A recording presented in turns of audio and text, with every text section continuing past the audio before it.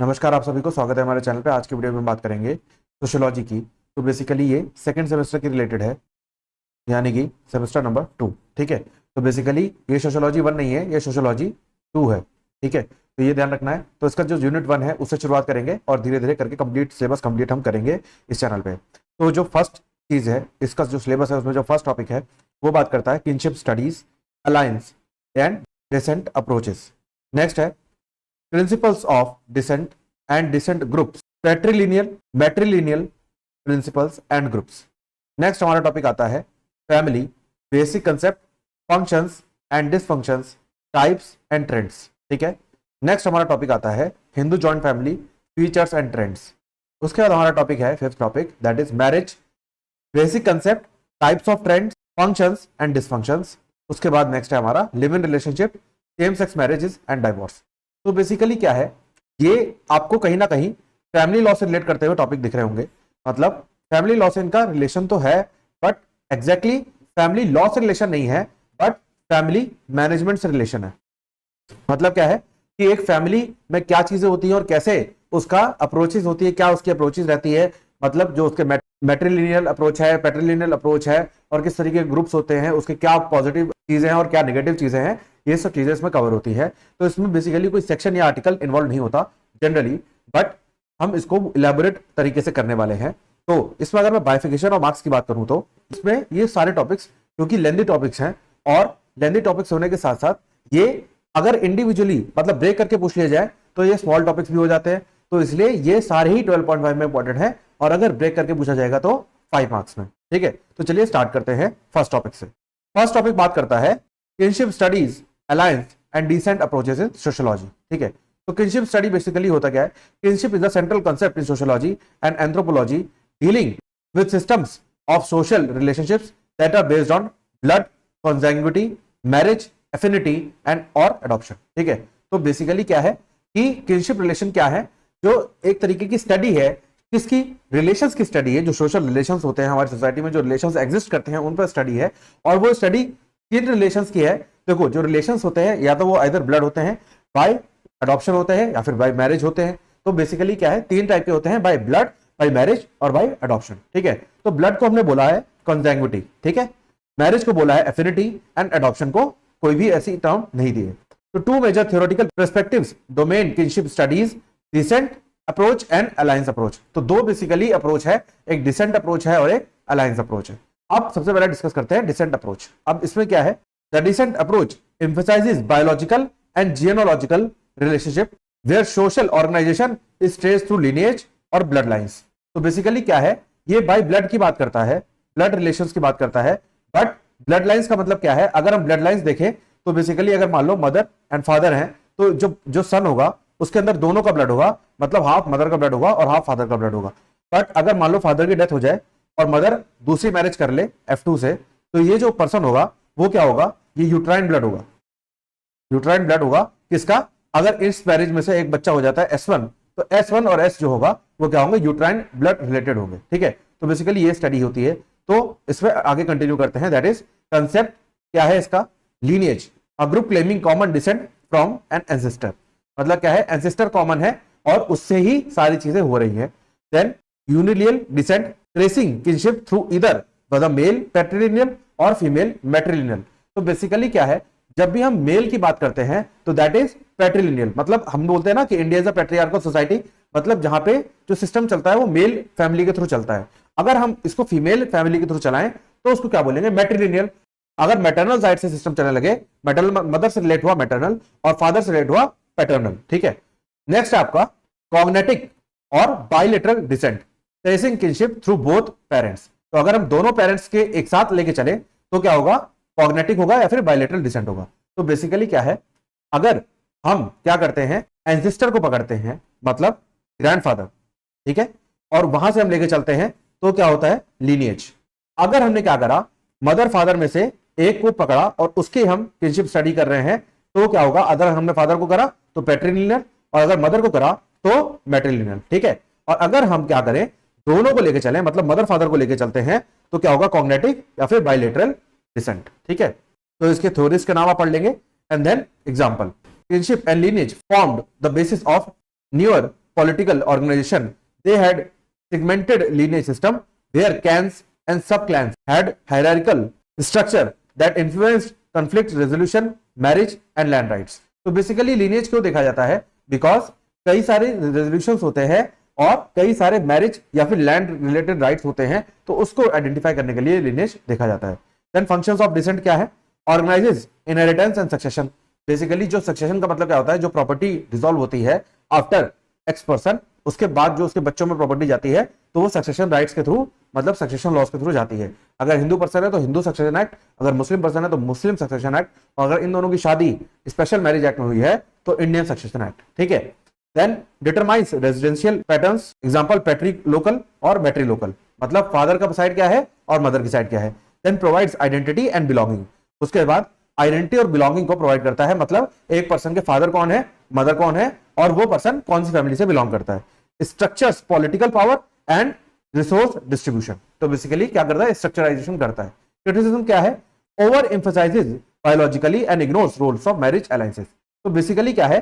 Biological oversight ज्यादा है, क्योंकि क्या होता है, ग्रैंडफादर से अगर हम देख रहे हैं या फिर फादर से अगर हम देख रहे हैं तो बायोलॉजिकल ज्यादा चीजें होती हैं, बट मैरिज वाली को, मैरिज अलायंसेस को ये डोमिनेट कर लेता है, मतलब मैरिज अलायंसेस के ऊपर ही आ जाता है. Then less applicable in complex societies where descent is not the sole organization principle. जहां पे डिसेंट के थ्रू, मतलब आपका बाद कौन आया, उसके बाद कौन आया, उसके बाद कौन आया, ये केवल एक तरीका नहीं है, उस सोसाइटी में कॉम्प्लेक्स हो जाता है. देन आता है आपका अलायंस अप्रोच. दूसरी अप्रोच है अलायंस अप्रोच. तो अलायंस अप्रोच क्या है? Associated with Claude levy-straws and focuses on marriage as a foundational basis of kinship. तो बेसिकली उसमें क्या है? Blood is a foundational basis of kinship, और इसमें क्या है? Marriage is a foundational basis of kinship. ठीक है. तो दोनों में फर्क समझ में आ गया. एक है ब्लड की बात कर रहा है जो बाय ब्लड रिलेशंस होते हैं, और एक बात कर रहा है बाय फैमिली या फिर बाय मैरिज के जो रिलेशंस होते हैं. Concept affinity over consanguinity, focuses on marriage ties rather than blood. ठीक है. नेक्स्ट है prospective marriage rules, rules that prescribe whom one should marry. तो किससे शादी करनी चाहिए ये रूल्स बताते हैं. Elementary structure societies with strict rules of marriage, example cross cousin marriage. ठीक है. तो बेसिकली जो स्ट्रिक्ट रूल्स ऑफ मैरिज की सोसाइटीज होती हैं वहां पे एलिमेंट्री स्ट्रक्चर ये प्रोवाइड करता है. Complex structure societies with broader and dress rule bound marriage patterns, जहां पे रूल्स मैरिज के जो है वो बहुत कम है, मतलब मैरिज का कोई पर्टिकुलर पैटर्न नहीं है. रिस्ट्रिक्टेड वर्सेस जनरलाइज्ड एक्सचेंज क्या है? Restricted exchange involves direct reciprocity. Group A gives to Group B and receives from Group B. तो बेसिकली क्या है? A ने B को दिया एंड B ने A को दिया. मान लो A की एक डॉटर थी A1 और B की एक डॉटर थी B1, तो A ने A1 को दे दिया किसको? इसके सन को S1 को, और B ने B1 को दे दिया किसको? इसके सन को S2 को. ठीक है. नेक्स्ट है generalized exchange involve circulating women across multiple groups. तो इसका क्या है? A to B, B to C, C to A. ठीक है. A ने B को दिया, ठीक है, उसके बाद इसकी डॉटर थी, उसको इसने C को दिया, एंड देन C ने इसको A को दिया. तो ओके, तो ये क्या है? रेगुलेशन चल रहा है, मतलब सर्कुलेशन चल रहा है women across different multiple groups. यहां पे क्या है? बाउंडेशन है कि अगर A ने B को दिया है तो B ही A को देगा. ठीक है. बट यहां पे ऐसा कोई बाउंडेशन नहीं है. ठीक है. थ्योरिस्ट कौन है? Claude levy-straws and elementary structures of kinship 1949, ये इन्होंने बुक लिखी थी. एग्जांपल्स क्या है? Australian Aboriginal group practice strict section and sub section system that determine who could marry whom. यहां पे क्या है? Specifically section and sub section का डिटर्मिनेशन है, मतलब कौन किसे शादी कर सकता है और कौन किसे शादी नहीं कर सकता, ये चीज डिटरमाइंड है. Then South Indian Dravidian societies perceptive cross cousin marriage, a man marrying his mother's brother's daughter is a classic example of elementary structure. ठीक है. देन क्रिटिसिज्म की अगर हम बात करें तो ओवरली स्ट्रक्चर्ड है, ज्यादा ही स्ट्रक्चर है, फॉर्मलिस्ट है, ignores emotional and economic aspects of kinship. तो बेसिकली जब भी शादी ऐसी कोई टर्म आती है तो उसमें दो चीजें इन्वॉल्व होती हैं, एक तो जो सोसाइटल रूल्स है वो, प्लस इमोशंस. तो इसमें क्या है? सोसाइटल रूल्स को तो ज्यादा इंफोसिस दिया हुआ है, बट जो इमोशंस हैं उसको कहीं ना कहीं लैक कर दिया, मतलब इमोशंस को खत्म कर दिया. Assumes women are passive objects in exchange. ठीक है. तो बेसिकली क्या चल रहा है? एक्सचेंज चल रहा है, मतलब वुमेन की तो कोई कंसेंट या फिर कोई मर्जी नहीं है. Less useful in modern and post modern societies. Basically पहले तो ठीक था, बट आज की डेट में ये लेस यूजफुल है. Then comparison of two approaches है, ये आप टेबल को स्टडी कर लेंगे, सेम चीजें इसमें एक्सप्लेन की हुई है इन अ टेबुलर फॉर्म. उसके बाद नेक्स्ट आता है contemporary relevance and developments. Both approaches are still useful for understanding tribal and traditional societies. तो बेसिकली आज भी जो ट्राइबल एरियाज हैं, जो ट्रेडिशनल सोसाइटीज हैं, वहां पे ये रूल्स फॉलो किए जाते हैं। आज भी उनमें ग्रुप्स बनाए हुए हैं और ग्रुप्स में ही उनके यहाँ पर्टिकुलर रूल्स हैं, नॉर्म्स हैं, सेट ऑफ कि कौन किससे शादी कर सकता है, किसकी बेटी को किसके यहाँ दिया जा सकता है और कौन अपनी डॉटर को कहां पे नहीं शादी करा सकता। Then David Schneider criticise both for being ethnocentric, especially for assuming universal meaning of kinship. ठीक है, तो बेसिकली इन्होंने क्रिटिसाइज करा and modern kinship studies incorporate symbolic interactionism, feminist critiques, pure theory and to examine how kinship is socially constructed, negotiated and diversified। तो basically क्या है, इन्होंने symbolic interactionism मतलब सिंबॉलिक रिप्रेजेंटेशन प्लस फेमिनिस्ट जो feminist rights थे उनके बारे में और सोशल कंस्ट्रक्शन के बारे में बताया। Then this is the conclusion. उसके बाद आगे चलते हैं नेक्स्ट टॉपिक पे जो कि बात करता है principles of descent and descent group in sociology. ठीक है, तो इसमें क्या है, descent is a fundamental concept in study of kinship within sociology and anthropology. Descent मतलब क्या है, कौन किसका सुपीरियर है, मतलब कौन किससे बिलोंगिंग रखता है, उस चीज की स्टडी को बोलते हैं descent. It refers to a social rule that connects an individual with his or her ancestors. तो बेसिकली कौन किसका एंसेस्टर है उससे कनेक्टिविटी देता है। Establishes group and membership through recognize parentage. तो जो रिकॉग्नाइज पेरेंटेज है, जैसे मान लो अभी मैंने बताया था आपको ए और बी दो ग्रुप्स हैं, तो ए का सन हुआ सी, बी का सन हुआ D and then E and then F. तो अगर मान लो इन दोनों की शादी होनी आपस में तो क्या होगा, ये अब देखा जाएगा कि अगर जो इनके किनशिप रूल्स हैं, जो इनके सोसाइटल नॉर्म्स हैं, उसके अकॉर्डिंग अगर ये दोनों ग्रुप्स में एक्सचेंज करने के लिए अलाउड होंगे तो क्या होगा, ये शादी हो जाएगी, अदरवाइज नहीं होगी। ठीक है, देन प्रिंसिपल्स ऑफ डिसेंट। क्या प्रिंसिपल्स हैं, पैट्रिलिनियल डिसेंट दैट इज एग्नेटिक। ठीक है, तो बेसिकली जब हम सक्सेशन लॉज पढ़ते हैं तो उसमें एग्नेट्स एंड कॉग्नेट्स दो वर्ड्स यूज होते हैं। तो एग्नेट्स मतलब जो लोग, एग जहां पे वर्ड यूज होता है 8G। ठीक है, तो एग्नेट्स का मतलब क्या होता है, जो कि फादर की साइड के होते हैं, और कॉग्नेट्स का मतलब होता है जो कि मदर की साइड के होते हैं। ठीक है, तो patrilineal descent traces kinship through male line. यहाँ पे मेल लाइन हो रहा है, मतलब फादर की साइड पे देखा जा रहा है, from father to son, children belonging to father's lineage and inheritance, succession and residence are typically organized around male ancestors. ठीक है, तो मेल एंसेस्टर्स को यहाँ पे स्टडी किया जा रहा है, मतलब एक पर्सन की अगर मैं बात करूं तो अगर हम इसमें बात करें तो सी की हम लीनेज देखेंगे, पैट्रिलिनियल लीनेज, और वो क्या होगा, ए पर्सन। ठीक है, देन फीचर्स क्या है इसके, lineage and clan membership passes through males, मतलब मेल के थ्रू पास हो रहा है, जस्ट लाइक राजा का बेटा राजा, and authority and property are held by men, men के पास सारी चीजें हैं, मेन के पास सारी पावर्स हैं। Post marital residence is typically patrilocal, मतलब लड़की की विदाई लड़के के घर में होके आती है, मतलब लड़की की विदाई होती है और लड़के के घर में आती है। Found in 60% of world's unilineal systems. ठीक है, तो बेसिकली 60% जो दुनिया में फॉलो किया जाता है वो यही फॉलो किया जाता है, मतलब मेल पैट्रिलोकल या फिर पैट्रिलोकल सिस्टम।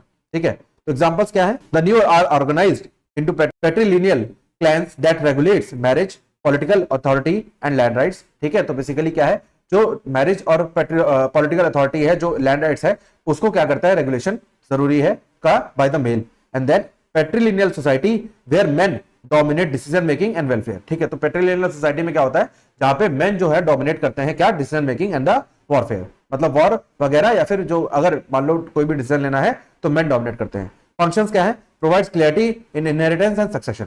तो बेसिकली क्लैरिटी है, मतलब मेल पर्सन कहां से कहां आ रहा है तो उसकी क्लैरिटी है और उसको मिलेगा, उसी के अकॉर्डिंग सक्सेशन होगा। Reinforces male dominance in social and political life. उसके बाद ensures group continuity through male offspring. तो मेल ऑफस्प्रिंग के थ्रू ग्रुप कॉन्टिन्यूटी रहती है, मतलब मेल का बच्चा उसके अकॉर्डिंग ग्रुप बनता रहेगा। देन रिलेटेड थ्योरी क्या है, स्ट्रक्चरल फंक्शनलिज्म। ठीक है, emphasized how patrilineal descent system maintain social stability and structure. ठीक है, उसके बाद नेक्स्ट है आपका क्या है, मैट्रिलिनियल डिसेंट। अभी तक हमने पढ़ा पैट्रिलिनियल डिसेंट, अब पढ़ते हैं मदर के साइड के डिसेंट को, मतलब फीमेल लाइन के डिसेंट को अगर हम देखें, किनशिप थ्रू फीमेल लाइन, मतलब family through female line, from mother to daughter, children belong to mother lineage. अगर हम मैट्रिलिनियल डिसेंट की बात करते हैं तो children belong to father lineage. अगर हम पैट्रिलिनियल डिसेंट की बात करते हैं तो children belongs to father's descent, और अगर हम मैट्रिलिनियल डिसेंट की बात करते हैं तो children belongs to mother's descent. ठीक है, although authority may still reside with male maternal relatives like mother's brother. ठीक है, बेसिकल चाहे बेशक वो मदर्स की साइड पे देखा जाए, बट ये हो सकता है कि मदर की साइड पे भी जो अथॉरिटी है वो फिर भी मेल के पास है, जैसे मां के भाई यानी कि उस बच्चे के मामा के पास। ठीक है, फीचर्स क्या है, descent and clan membership pass through females, females के थ्रू पास होती है। इनहेरिटेंस में pass from maternal uncle to nephew, मतलब मामा से भांजे के पास। Then post marital residence is often matrilocal, मतलब हस्बैंड जो होता है वो घर पर जमाई बन जाता है। And found in about 15% of the unilineal societies, ठीक है।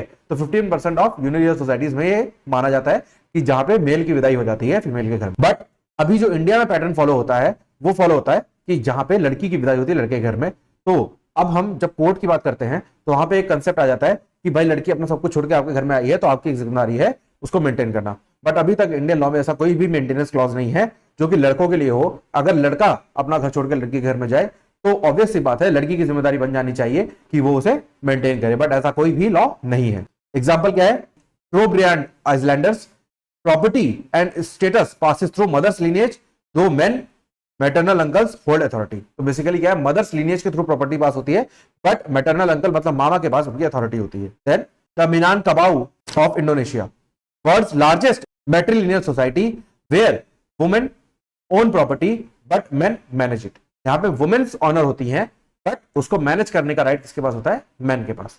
फंक्शंस क्या है, maintains maternal clan identity across generations. अभी तक क्या था, अगर पैटर्नल के हिसाब से चलेंगे तो पैटर्नल आइडेंटिटी बनती थी, बट अब अगर मैटरनल के हिसाब से चल रहे हैं तो मैटरनल आइडेंटिटी बनती है। क्लैन आइडेंटिटी मतलब मदर की साइड की क्लैन को माना जाता है और जनरेशंस पे माना जाता है। क्लैन मतलब परिवार, group.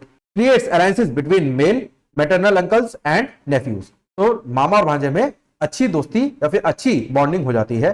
Can reduce male dominance in property rights but not necessary in authority. तो बेसिकली राइट्स में तो डोमिनेंस कम हो सकता है बट अथॉरिटी में डोमिनेंस कम नहीं किया जा सकता।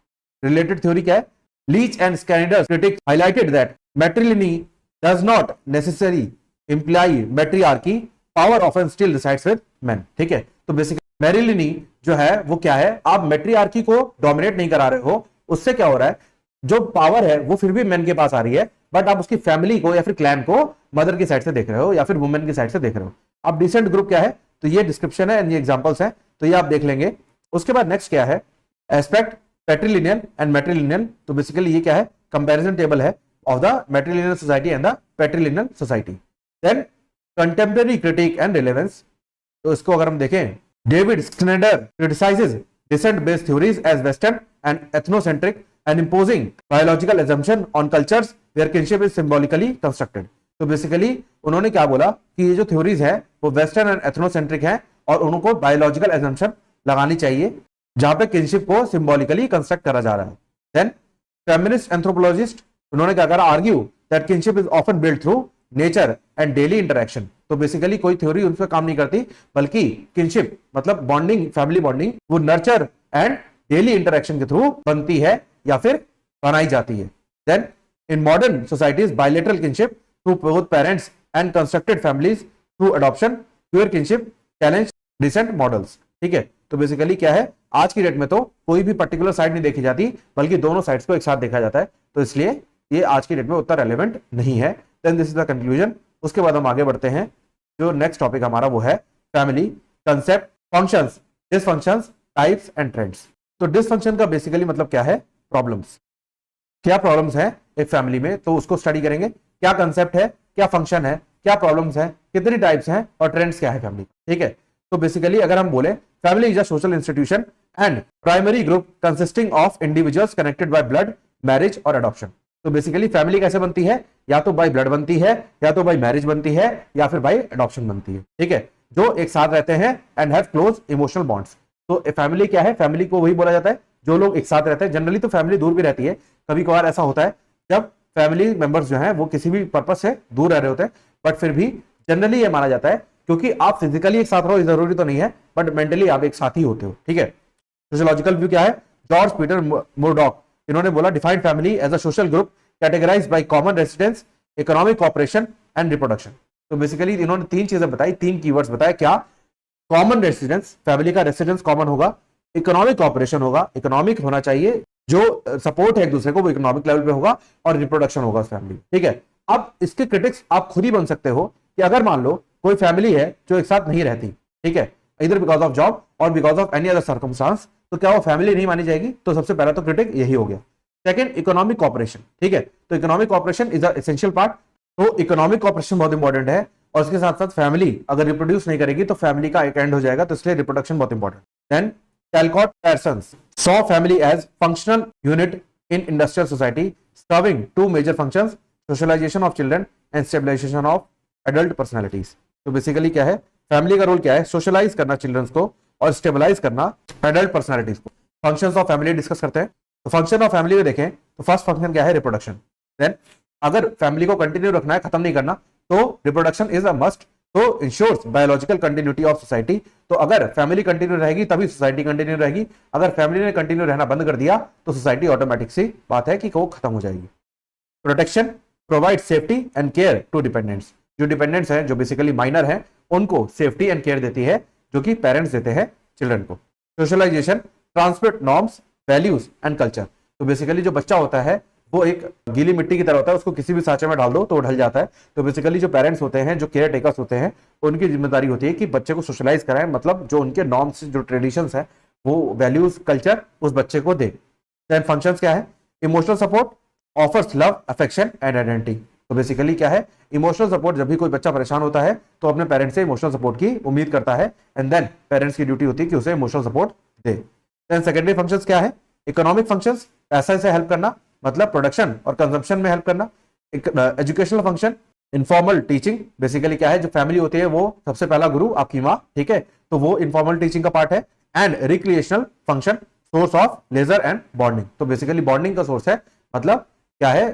जो फैमिली है इंपॉर्टेंट सोर्स ऑफ बॉन्डिंग है. अब डिसफंक्शंस ऑफ फैमिली, मतलब क्या है फैमिली की प्रॉब्लम्स. तो फर्स्ट है domestic violence and abuse.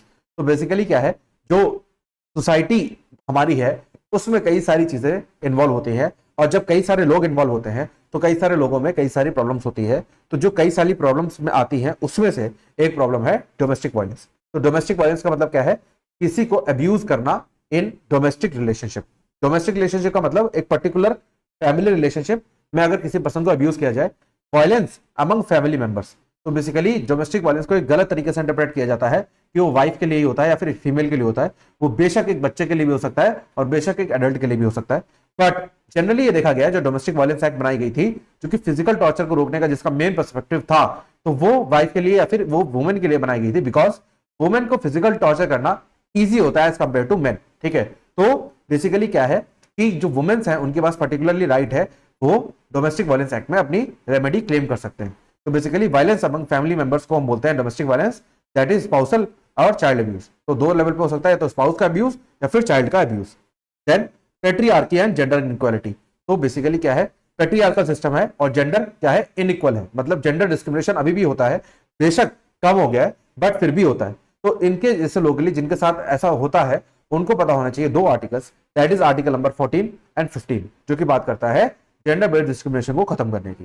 Then emotional strain and mental health issue. तो इमोशनल स्ट्रेन और मेंटल हेल्थ इशू, क्योंकि कभी भी जैसे अभी जो एक सिचुएशन चल रही है, war like situation between India and Pakistan, तो उस केस में कभी कभार जो इंडियन हमारी आर्मी है, बेशक हम उस पर रिलाई करते हैं, बट उनकी भी एक फैमिली होगी, तो कहीं ना कहीं इमोशनल स्ट्रेन और मेंटल हेल्थ इशू दोनों का, आर्मी वालों का अपनी फैमिली से एंड फैमिली का अपने बच्चों से कनेक्टिविटी रहती है. Neglect and exploitation of elders. तो कभी कभार क्या होता है, जब बच्चे जवान हो जाते हैं तो वो अपने माँ बाप की बात सुनना बंद कर देते हैं. तो ये क्या है? जो एल्डर्स हैं उनका, क्योंकि ओल्ड एज में हो चुका है तो वो कुछ कर नहीं सकते, अब सारी पावर आ गई उनके बच्चों के हाथ में, तो बेसिकली क्या है? वो उनको प्रॉब्लम करना शुरू कर देते हैं. That is a big problem in the family. Then types of family. तो टाइप्स ऑफ फैमिली क्या होता है? न्यूक्लियर फैमिली, ये तो पता ही है आपको कि आप अपनी फैमिली लेके अलग हो गए. मतलब एग्जांपल देता हूं, जैसे मान लो ये हैं ग्रैंडफादर, ठीक है, इनके बच्चे हैं बी, जो कि हैं सन, इसकी वाइफ है डब्ल्यू, दैट इज वाइफ. उसके बाद इसका एक बच्चा है सी, दैट इज सन सन. ठीक है, तो ये अगर मान लो फैमिली है, तो अगर ये सब एक साथ रहते हैं तो दैट इज जॉइंट फैमिली. अगर ये लोग अलग हो गए, ये तीनों लोग किससे? ग्रैंडफादर से अलग हो गए, तो दैट इज न्यूक्लियर फैमिली.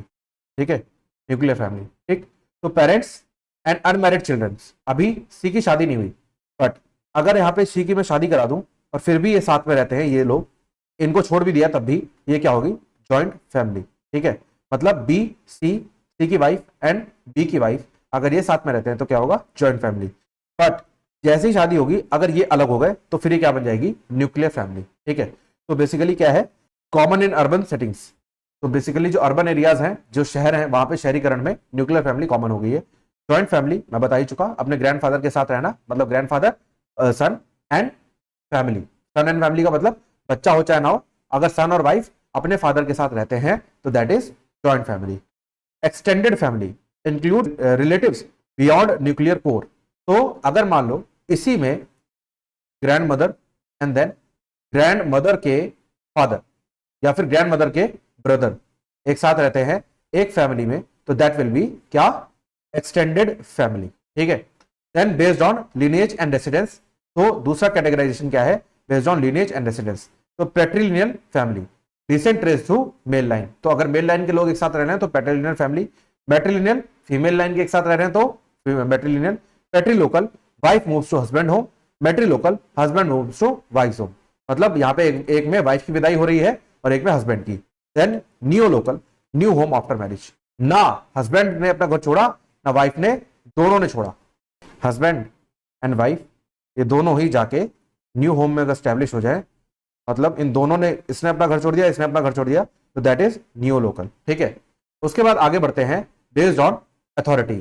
तो basically third categorization of family होता है वो बेस्ड ऑन अथॉरिटी होता है, दैट इज पैट्रियार्कल जो कि मेल हेडेड होती है, मैट्रियार्कल फीमेल हेडेड होती है, and egalitarian that is equal distribution of power. ठीक है। तो तीन तरह की होती है, या तो मेल पावर रहेगी या तो फीमेल पावर रहेगी या फिर दोनों की रहेगी। ठीक है। Then trends in modern family, मतलब क्या है, आज की फैमिली में क्या ट्रेंड्स आए हैं, that is decline of joint family, joint family कम हो गई है, and rise of nuclear and new local families, मतलब न्यूक्लियर और एम्प्लॉयमेंट की वजह से जो कपल्स हैं वो बाहर आ रहे हैं और इंडिपेंडेंट हो रहे हैं और वो बन रहे हैं न्यूक्लियर, मतलब अपने फादर ब्रदर को छोड़ रहे हैं। Increase in single parent families, single parent families क्या है, मतलब डाइवोर्स्ड, विडोहुड और चॉइस, मतलब क्या है, वेस्टर्न सोसाइटीज में क्या है, आप अपना बच्चा ही अडॉप्ट कर लो, मतलब बिना शादी के, तो क्या है, सिंगल पेरेंटिंग हो जाती है, मतलब आप सिंगल पेरेंट हो, आप जो चाहो अपने बच्चे में डाल सकते हो, मतलब आप पे दूसरे का इंटरफेरेंस नहीं होगा। एंड सेम सेक्स फैमिलीज जो कि अभी इंडिया में रिकॉग्नाइज नहीं है, बट जो बाहर का देश है उनमें रिकॉग्नाइज है। And then live in relationships and delayed marriages, तो लिव इन रिलेशनशिप्स का मैरिज का जो कंसेप्ट है वो एक मूवी थी लुका छिपी, उसमें दिखाया गया था। तो बेसिकली बहुत सारे रूरल एरियाज ऐसे भी हैं जहां पे अभी ये चीज एक्सेप्टेबल नहीं है, जहां पे शादी को एक पवित्र रिश्ता माना जाता है, बट शहरीकरण होते होते ये चीजें आ गई, तो मतलब जो शहर, जो लोग जो अपने आप को मॉडर्न समझते हैं वो चीज अलाउ कर देते हैं और वो लिव इन रिलेशनशिप में रहते हैं। That is a part of family. Then feminist influence and changing gender roles, तो फेमिनिस्ट इन्फ्लुएंस का क्या हुआ कि जो वुमेन है उन्होंने वर्किंग करना शुरू कर दिया और जो जेंडर रोल है वो चेंज हो गया। मतलब पहले क्या था, जो वुमेन थी घर की देखभाल करती थी और जो मेन थे वो बाहर काम करते थे, बट अब क्या हुआ, चेंज ऑफ जेंडर रोल, मतलब मेन भी कभी कभार घर की देखभाल करते हैं एंड वुमेन भी काम करती है। Then theoretical perspectives on family, theoretical perspectives क्या है, फंक्शनलिस्ट पर्सपेक्टिव। ठीक है। Family performs vital function, socialization, regulation of sexual behaviour, economic support, emotional care. तो बेसिकली क्या है, फैमिली के कई सारे रोल्स हैं तो वो फैमिली को परफॉर्म करने चाहिए, that is socialization, regulation of sexual behaviour, economic support and emotional care, तो ये सारी चीजें उसको फैमिली को करनी चाहिए।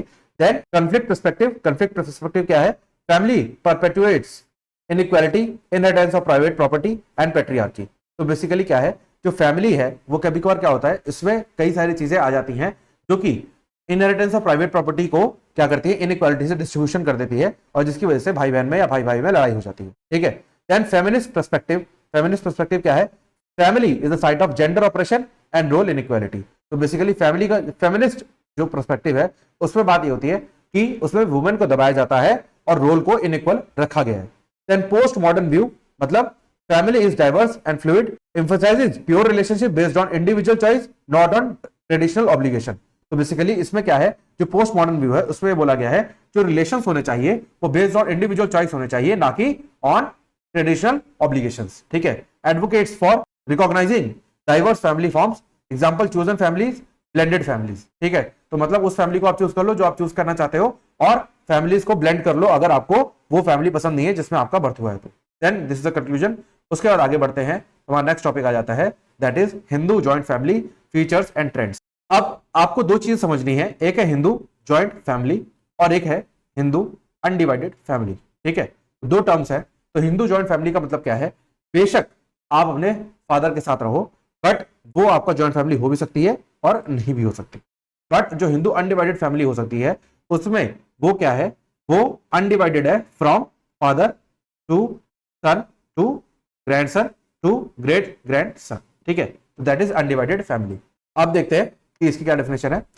The Hindu joint family is a traditional form of extended family found primarily in India, particularly among Hindu communities. It has long been a core unit of Indian society, economic, social and religious life.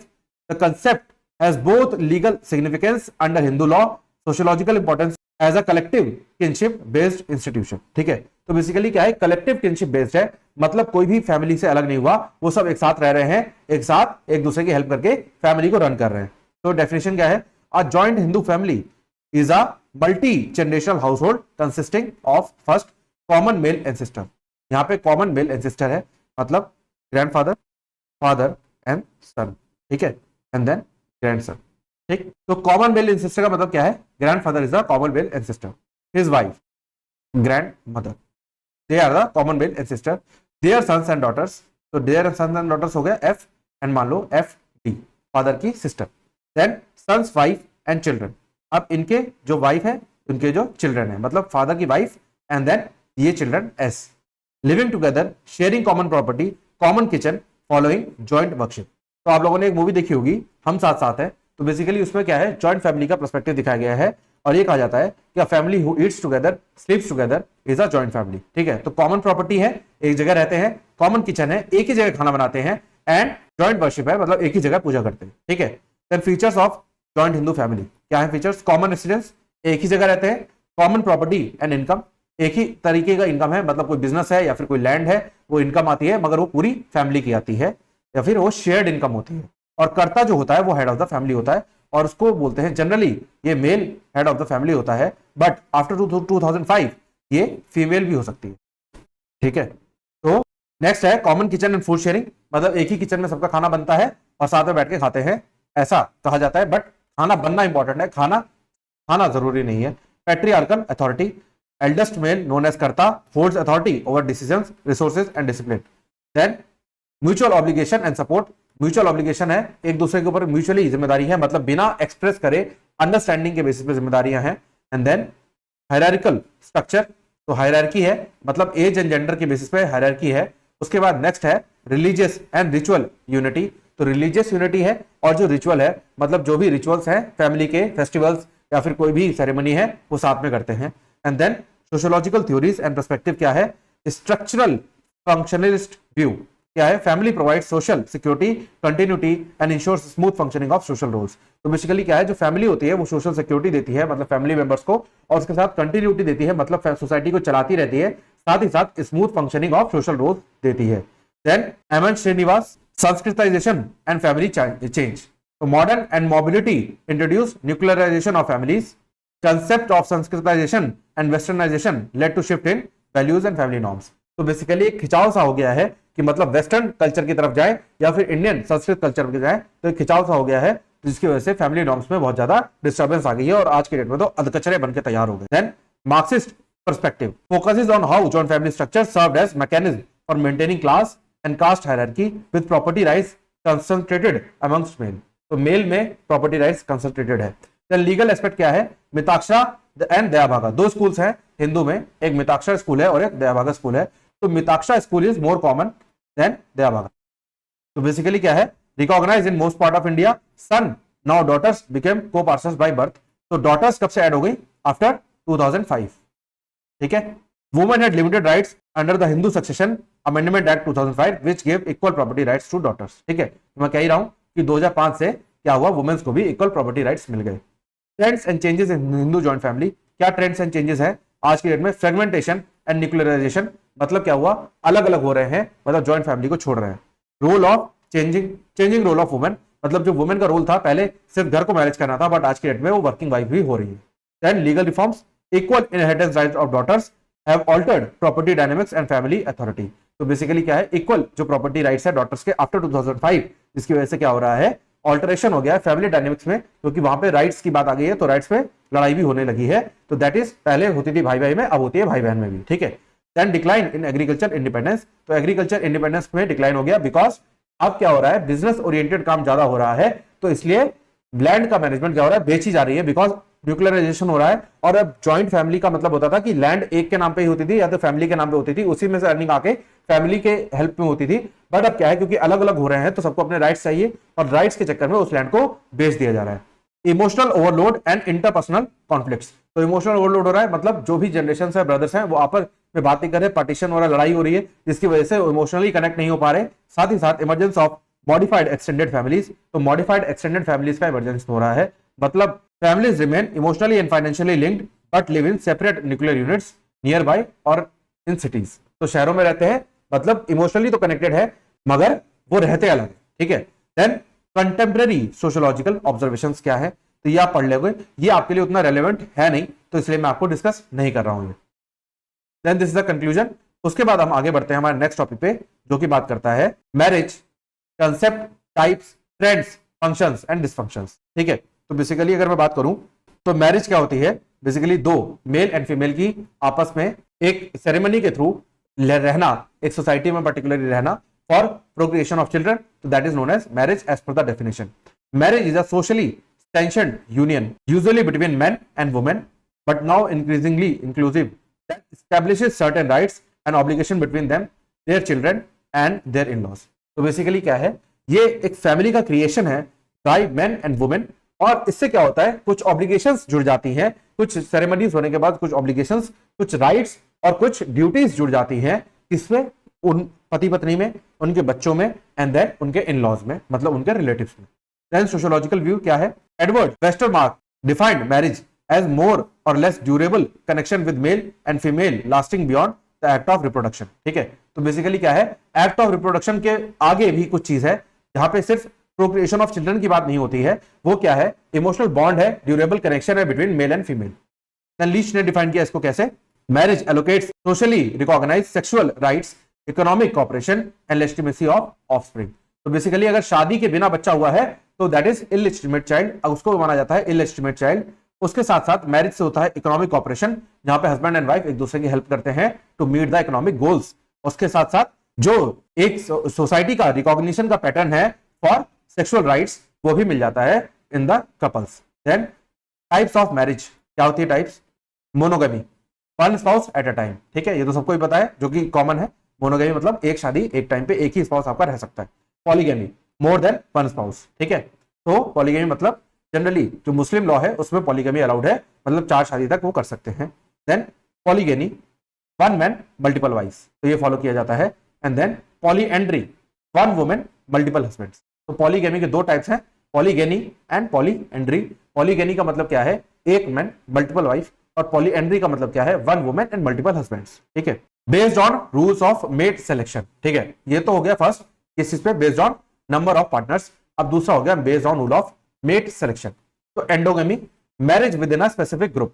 Endogamy का मतलब क्या है, एक particular group है उसी में वो शादी हो सकती है, जनरली ये ट्राइब्स में या फिर एक कास्ट जो मैरिज बेसिस होता है कि हम सेम कास्ट में मैरिज करेंगे, तो दैट इज एंडोगमी।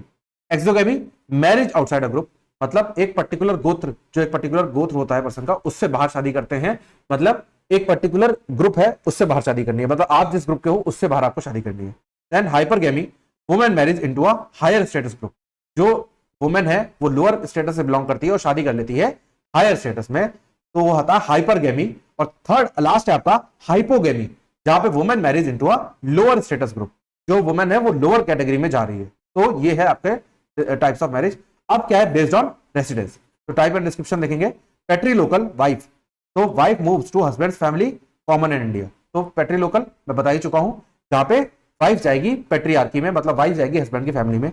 मेट्रीलोकल मतलब husband moves to wife family, and neolocal मतलब new residence for the couple, जो कि दोनों ही छोड़ देंगे अपना घर, ठीक है।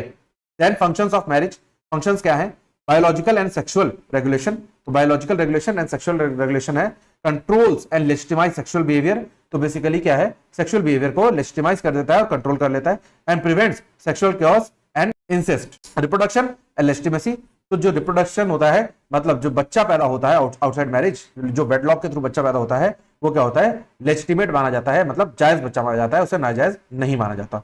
Then economic operation, in traditional family marriage is a unit of production and consumption. तो बेसिकली क्या है, मैरिज क्या करती है, प्रोड्यूस भी करवाती है भाई। मैरिज में जो हस्बैंड और वाइफ है वो काम करेंगे तभी तो उनकी फैमिली चल पाएगी, और प्रोड्यूस करवाएंगे तभी वो क्या होगा, कंज्यूम करेंगे। तो जब अर्न करेंगे तभी कंज्यूम करेंगे। Socialize, provided a structured environment to raise children with norms and values. तो स्ट्रक्चर्ड इन्वॉल्वमेंट देती है ताकि जो बच्चे हैं और जो उनके अंदर वैल्यूज है और जो नॉर्म्स हैं वो आ सकें। इमोशनल एंड साइकोलॉजिकल सपोर्ट तो provides companionship, affection and emotional security. तो मैरिज जो है वो बेसिकली क्या करती है, जो कंपेनियनशिप देती है, इमोशनल सिक्योरिटी देती है और एक कनेक्ट क्रिएट करती है between the couple. Dysfunctions of marriage, अब मैरिज के क्या नुकसान है, जेंडर इनइक्वालिटी एंड पैट्रियार्की। तो बेसिकली क्या है, जेंडर इनइक्वालिटी है, मतलब वुमेन को जाना पड़ता है मेल के घर पे। Domestic violence and marital rape, ये कुछ चीजें हैं। मैरिटल रेप का भी कोई भी इंडिया में प्रोविजन नहीं है, बट ये अंडर ऑब्जर्वेशन है। तो अगर मैरिटल रेप का कोई प्रोविजन आ गया तो थोड़ी सी प्रॉब्लम जरूर होगी, बिकॉज जो हस्बैंड वाइफ में सेक्सुअल इंटरकोर्स होता है वो एक पर्टिकुलरली क्लोज प्रीमाइसेस में होता है, तो जहां पे प्रूव कर पाना कि वो फोर्सफुल था या फिर वो कंसेंशुअल था, वो थोड़ी सी प्रॉब्लम हो जाएगी। और domestic violence is a serious problem as well as marital rape is a serious problem. और अगर मैं कहूं तो marital rape is a part of domestic violence, ठीक है। तो ये चीज बहुत ज्यादा स्टिग्मा प्रोवाइड करता है। And then emotional and psychological strain, emotional क्या है, mismatch expectation, conflict and lack of compatibility, जो जनरली अरेंज मैरिज में देखा जाता है या फिर लव मैरिज में भी देखा जाता है, बट जहां पे एक्सपेक्टेशन बहुत ज्यादा हो और वो पूरी ना हो, साथ में लैक ऑफ कंपैटिबिलिटी हो, तो ऐसे जो रिलेशंस बन जाते हैं that is not good for future. Inheritance and dowry related issues, तो डाउरी रिलेटेड इश्यूज मतलब दहेज की मांग करना, इनहेरिटेंस रिलेटेड इश्यूज, तो वो बहुत ज्यादा प्रॉब्लमेटिक है for any family. Trends in marriage, modern developments, अब आज की डेट में क्या डेवलपमेंट हुई है, क्या ट्रेंड्स आए हैं। Decline in early and arrange marriage, ठीक है। तो अब पहले क्या होता था, शादी की उम्र बहुत जल्दी की मानी जाती थी कि मतलब जल्दी शादी कर दो, बिकॉज शादी की एक पर्टिकुलर एज मानी गई थी। बट अब क्या हो रहा है, शादी डिलेड फॉर्म में हो रही है, मतलब आराम से हो रही है। प्लस अरेंज मैरिज मतलब व्यवस्था विवाह, मतलब सामाजिक लेवल पे आप गए, लड़का लड़की कोई बातचीत नहीं, आप गए शादी फिक्स करके आ गए और लड़की ने वही शादी कर लिया, लड़के ने वही शादी कर ली। तो ये आज की डेट में कम हो रहा है और लव मैरिज क्या हो रही है, बढ़ रही है, ठीक है। तो ये ट्रेंड है बेसिकली। डिलेड मैरिजेस मतलब education, career focus, urban lifestyle और इस सब चीज चक्करों में मैरिज हो जा रही है डिलेड। अब इसके कॉन्सिक्वेंस क्या हो रहे हैं, मैरिज हो जा रही है delayed. Rise in divorce and separation, तो राइज हो गया है डाइवोर्स और सेपरेशन में, टॉलरेंस जीरो हो चुका है। मतलब जो न्यूक्लियर फैमिलीज हैं उनके पास ले दे के बात करने को कोई रिश्ता तो है नहीं, किसी की तो मानते नहीं। तो बेसिकली क्या है, जेंडर रोल्स एक्सचेंज हो गए, जिसकी वजह से हो रहा है डाइवोर्स और जिसकी वजह से हो रहा है सेपरेशन। इतनी सी बात भी टॉलरेट कोई नहीं कर पा रहा। Same sex marriage and legal recognition, तो मतलब क्या है, सेम सेक्स मैरिज जो है वो मैनी कंट्रीज में है, बट इंडिया में अभी तक रिकॉग्नाइज नहीं है। सेक्शन नंबर 377 जो आईपीसी का था वो हट तो गया है, सेक्शन 377 पूरा नहीं हटा है, जिसमें से होमोसेक्स रिलेशंस जो है वो अलाउड हो गए हैं, बट उनकी मैरिज अभी अलाउड नहीं हुई है। Then live in relationships and non marital cohabitation, तो लिव इन रिलेशनशिप्स और नॉन मैरिटल कोहैबिटेशन बढ़ रहा है because they don't want to be bound by any obligation. Theoretical perspectives on marriage, तो बेसिकली थ्योरेटिकल पर्सपेक्टिव्स क्या है, functionalist perspective, marriage contributes to social stability, proper role allocation and socialization of children. तो basically marriage का बहुत बड़ा role है social stability में और रोल एलोकेशन में, मतलब किसका क्या रोल है, प्लस चिल्ड्रन का सोशलाइज करने में, मतलब चिल्ड्रन को मॉरल वैल्यूज वगैरह देने में। कॉन्फ्लिक्ट पर्सपेक्टिव क्या है, मैरिज परपेचुएट्स इकोनॉमिक इनइक्वालिटी, ये मैं डिस्कस कर ही चुका हूं। Inheritance of property and male control, ये भी डिस्कस हो चुका है। एंड फेमिनिस्ट पर्सपेक्टिव, ये भी डिस्कस मैं कर चुका हूं। उसके बाद symbolic interactionism focuses on how marriage roles are constructed and negotiated in daily interactions, ठीक है। तो बेसिकली क्या है, मैरिज रोल को किस तरीके से कंस्ट्रक्ट करना चाहिए और किस तरीके से नेगोशिएट करना चाहिए डेली, उसके बारे में बात करता है। Then contemporary examples, India west tribal societies के एग्जांपल्स हैं मतलब मैरिज के, तो ये आप देख लेंगे। उसके बाद नेक्स्ट है आपका कंक्लूजन। उसके बाद हमारा लास्ट टॉपिक आ जाता है जो कि बात करता है live in relationship, same sex marriage and divorce. तो बेसिकली जो लिव इन रिलेशनशिप्स होती हैं, मतलब क्या है, दो एडल्ट लोग मेल एंड फीमेल एक साथ रहते हैं, या फिर अब तो होमोसेक्सुअल भी अलाउड है, तो वो लोग एडल्ट होने चाहिए, कंडीशन ये है कि वो एडल्ट होने चाहिए, वो अपनी कंसेंट से एक साथ रहते हैं विदाउट एनी मैरिज, ठीक है। तो उसको बोलते हैं living relationship without legally married, ठीक है। सोशियोलॉजिकल पर्सपेक्टिव क्या है, फीचर्स क्या है इसके, नो लीगल कॉन्ट्रैक्ट, कोई लीगल कॉन्ट्रैक्ट नहीं है, बट कुछ केसेस में कुछ कंट्रीज ऐसी हैं जो कि सिविल पार्टनरशिप या फिर कोहैबिटेशन राइट कॉन्ट्रैक्ट के थ्रू अलाउ कर देती हैं। Based on mutual consent, no formal obligation, कोई फॉर्मल ऑब्लिगेशन नहीं है, वो म्यूचुअल कंसेंट में एक साथ रह रहे हैं, तो मतलब अगर उनमें लड़ाई हो जाए तो उनका डाइवोर्स नहीं होता, उनका होता है ब्रेकअप, ठीक है। Increasingly common in urban and educated population, तो जो अर्बन एरियाज हैं और जो एजुकेटेड पॉपुलेशन है उसमें कॉमन है, बिकॉज आज की डेट में मैरिटल राइट्स को मिसयूज किया जा रहा है, जिसकी वजह से कॉमन कल्चर बनता जा रहा है। प्लस जो मैरिटल ऑब्लिगेशंस है उसे हर कोई भागना चाहता है, जिसकी वजह से कॉमन कल्चर बनता जा रहा है living relationship. Status in India क्या है, supreme court has upheld living relationship as legal right under article number 21 that is right to life. तो राइट टू लाइफ का एक पार्ट माना गया है, और जो एडल्ट है उसके पास पूरी आजादी है कि वो किसी के साथ भी रह सकता है। The protection of women from domestic violence act includes provision for women in such relationship. तो अगर मान लो कोई लिव इन रिलेशनशिप में भी रहे बट उसको भी अगर उसके साथ डोमेस्टिक वायलेंस हो जाए तो वो डोमेस्टिक वायलेंस एक्ट में हेल्प आउट ले सकता है। Children born out of such living relationship are considered legitimate। Supreme court judgement है 2008 की। तो अगर कोई लिव इन रिलेशनशिप में रहता है और उसमें प्रेगनेंसी हो जाए, बच्चा हो जाए, तो वो क्या होगा, वो लेजिटिमेट माना जाएगा as per 2008 judgement. Theoretical insights क्या है देखते हैं। First, symbolic interactions focus on how couple negotiate roles and meaning on non marital cohabitation. ठीक है, तो बेसिकली क्या है इसमें, क्या है, रोल इंटरचेंज हो गए, प्लस जो नॉन मैरिटल कोहैबिटेशन है उसकी मीनिंग को बदल दिया गया, मतलब उसको अलाउ कर दिया गया। Post modernism reflects pure relationship based on mutual satisfaction rather than duty और ट्रेडिशन। तो बेसिकली कभी कभार क्या होता है, शादी तो हो जाती है बट उनके बीच में अंडरस्टैंडिंग नहीं होती, या फिर बीच में वो चीज नहीं होती, वो बॉन्ड नहीं बन पाता, बट वो उसको बोझ की तरह ढोते रहते हैं ताकि अगर डिवोर्स लेंगे तो सोसाइटी क्या कहेगी। तो इसलिए क्या है, जो रिलेशनशिप्स है वो प्योर मानी गई, मतलब एक साथ तब तक रह रहे हो जब तक आपकी मर्जी है, जब तक आपके बीच में प्यार है। देन फेमिनिस्ट पर्सपेक्टिव क्या है, in some view it is liberating for women, other warn about lack of legal protection। ठीक है, तो कुछ लोग कहते हैं कि इसमें लैक ऑफ लीगल प्रोटेक्शन है, अगर वुमेन कल को चाहे तो उसको हस्बैंड के उस ऊपर ज्यादा राइट्स मिलते हैं एज कंपेयर टू बॉयफ्रेंड, तो इसलिए उसको लीगल प्रोटेक्शन की थोड़ी कमी है इन लिविंग रिलेशनशिप। देन उसके बाद बात करेंगे सेम सेक्स मैरिजेस की। सेम सेक्स मैरिजेस जो कि इंडिया में अभी अलाउड नहीं है, बट जो LGBTQ राइट्स हैं वो अलाउड हो गए हैं, मतलब सेक्शन नंबर 377 जो है उसमें से होमो रिलेशनशिप्स अलाउड हो गए हैं, मतलब सेम सेक्स रिलेशंस अलाउड हो गए हैं। लीगल स्टेटस अगर हम देखें तो लीगल इन ओवर 30 कंट्रीज, बाकी कंट्रीज में कुछ कंट्रीज में लीगल है, बट इंडिया में डीक्रिमिनलाइज हुआ 2018 में Navtej Singh Johar case versus Union of India, but same sex marriage जो है अभी भी लीगल नहीं है 2025 तक। देन थ्योरेटिकल अप्रोचेस क्या है, queer theory challenges the binary view of gender and sexuality advocating for diverse sexual identities. ठीक है, तो बेसिकली उन्होंने क्या है, जेंडर सेक्सुअलिटी को चैलेंज करा, मतलब बाइनरी व्यू नहीं है, उसमें कई सारे व्यूज हो सकते हैं और डाइवर्स सेक्सुअल आइडेंटिटीज हो सकती हैं एक पर्सन की। Conflict theory focus on how dominant group impose heterosexual norms, same-sex marriage and challenges this hegemony। ठीक है, तो बेसिकली क्या है कि कुछ डोमिनेंट ग्रुप है जिन्होंने हेटेरोसेक्सुअल नॉर्म्स को इम्पोज कर रखा है, बट कुछ सेम सेक्स रिलेशंस भी हो सकते हैं, कुछ सेक्सुअल ओरिएंटेशन वैसा भी हो सकता है जो कि सेम सेक्स रिलेशन को पसंद करे।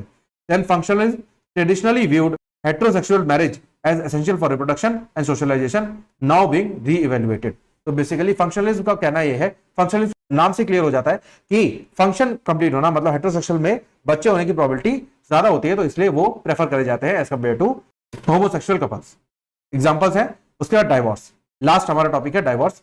तो डाइवोर्स मतलब क्या है, अलगाव या फिर संबंध विच्छेद। ठीक है, divorce is the legal resolution of marriage by court और अदर कॉम्पिटेंट अथॉरिटी। तो बेसिकली डाइवोर्स क्या है, divorce is a legal breakdown of marriage, मतलब मैरिज खत्म हो गया और मैरिज खत्म होने के बाद दोनों ही कपल्स के जो लोग हैं, मतलब हस्बैंड एंड वाइफ, वो इंडिपेंडेंट है। टाइप्स ऑफ डाइवोर्स क्या है, म्यूचुअल कंसेंट, जहां पे हस्बैंड एंड वाइफ दोनों अपनी मर्जी से डाइवोर्स लेने। कंटेस्टेड डाइवोर्स, जहां पे कोई एक पर्सन अनसेटिस्फाइड हो बिकॉज ऑफ एनी रीजन और वो कंटेस्ट करे डाइवोर्स को। देन फॉल्ट बेस्ड डाइवोर्स, मतलब जहां पे एक पर्सन का, मतलब चाहे हस्बैंड एंड वाइफ का फॉल्ट हो इन रिलेशनशिप, उसको बोलते हैं फॉल्ट बेस्ड डाइवोर्स। और नो फॉल्ट डाइवोर्स क्या है, वो वेस्टर्न कंट्रीज में अवेलेबल है थ्रू प्रीनप एग्रीमेंट। इसको प्रीनप एग्रीमेंट्स बोलते हैं, जिसकी फुल फॉर्म है प्रीनप्शियल एग्रीमेंट्स। तो बेसिकली उन बेसिस पे अगर नो फॉल्ट भी है, भाई मन मर गया, मन नहीं कर रहा साथ में रहने का, तो आप अलग हो जाओ, तो दैट इज अलाउड। बट हमारे इंडिया में इसको म्यूचुअल कंसेंट डाइवोर्स बोलते हैं, बट हमारे इंडिया में इसको मन नहीं कर रहा एक साथ रहने का, अलाउड नहीं होता, कोई रीजनेबल ग्राउंड होना चाहिए म्यूचुअल कंसेंट के लिए भी। कॉजेज एंड सोशियोलॉजिकल फैक्टर्स क्या है, इकोनॉमिक इंडिपेंडेंस ऑफ वुमेन। ठीक है, तो इकोनॉमिक इंडिपेंडेंस ऑफ वुमेन से क्या हुआ, एक तो भलाई हुई कि जो वुमेन के साथ टॉर्चर होते थे बट फिर भी उनको उसी घर में रहना पड़ता था, वो चीज खत्म हो गई, मतलब वो फ्री है, इकोनॉमिकली इंडिपेंडेंट है, तो वो कहीं भी रह सकती हैं without male support. Incompatibility and emotional detachment, तो इनकम्पैटिबिलिटी मतलब क्योंकि इतना हेक्टिक लाइफ शेड्यूल हो गया है, प्लस इमोशनली डिटैच हो गए हैं, मतलब इमोशनल कनेक्टिविटी जीरो हो गई है। उसके बाद डोमेस्टिक वायलेंस एंड अब्यूज, तो डोमेस्टिक वायलेंस एंड अब्यूज का मतलब क्या है कि फैमिली रिलेशन पे इतनी ज्यादा डोमेस्टिक वायलेंस हो गई है, जरूरी नहीं है फिजिकल लेवल पे हो, कई बार ये मेंटल लेवल पे या इकोनॉमिकल लेवल पे भी होती है। Then changing attitudes towards marriage specially among youth. ठीक है, तो जो चेंजिंग एटीट्यूड हो गया है आज की डेट में, कोई शादी करना नहीं चाहता बिकॉज हर कोई अपनी जिम्मेदारी से भागना चाहता है, तो that is a reason of divorce, क्योंकि उनकी शादी जबरदस्ती करा दी जाती है बट उनको शादी नहीं करनी होती, तो वो डाइवोर्स का कारण बन जाता है।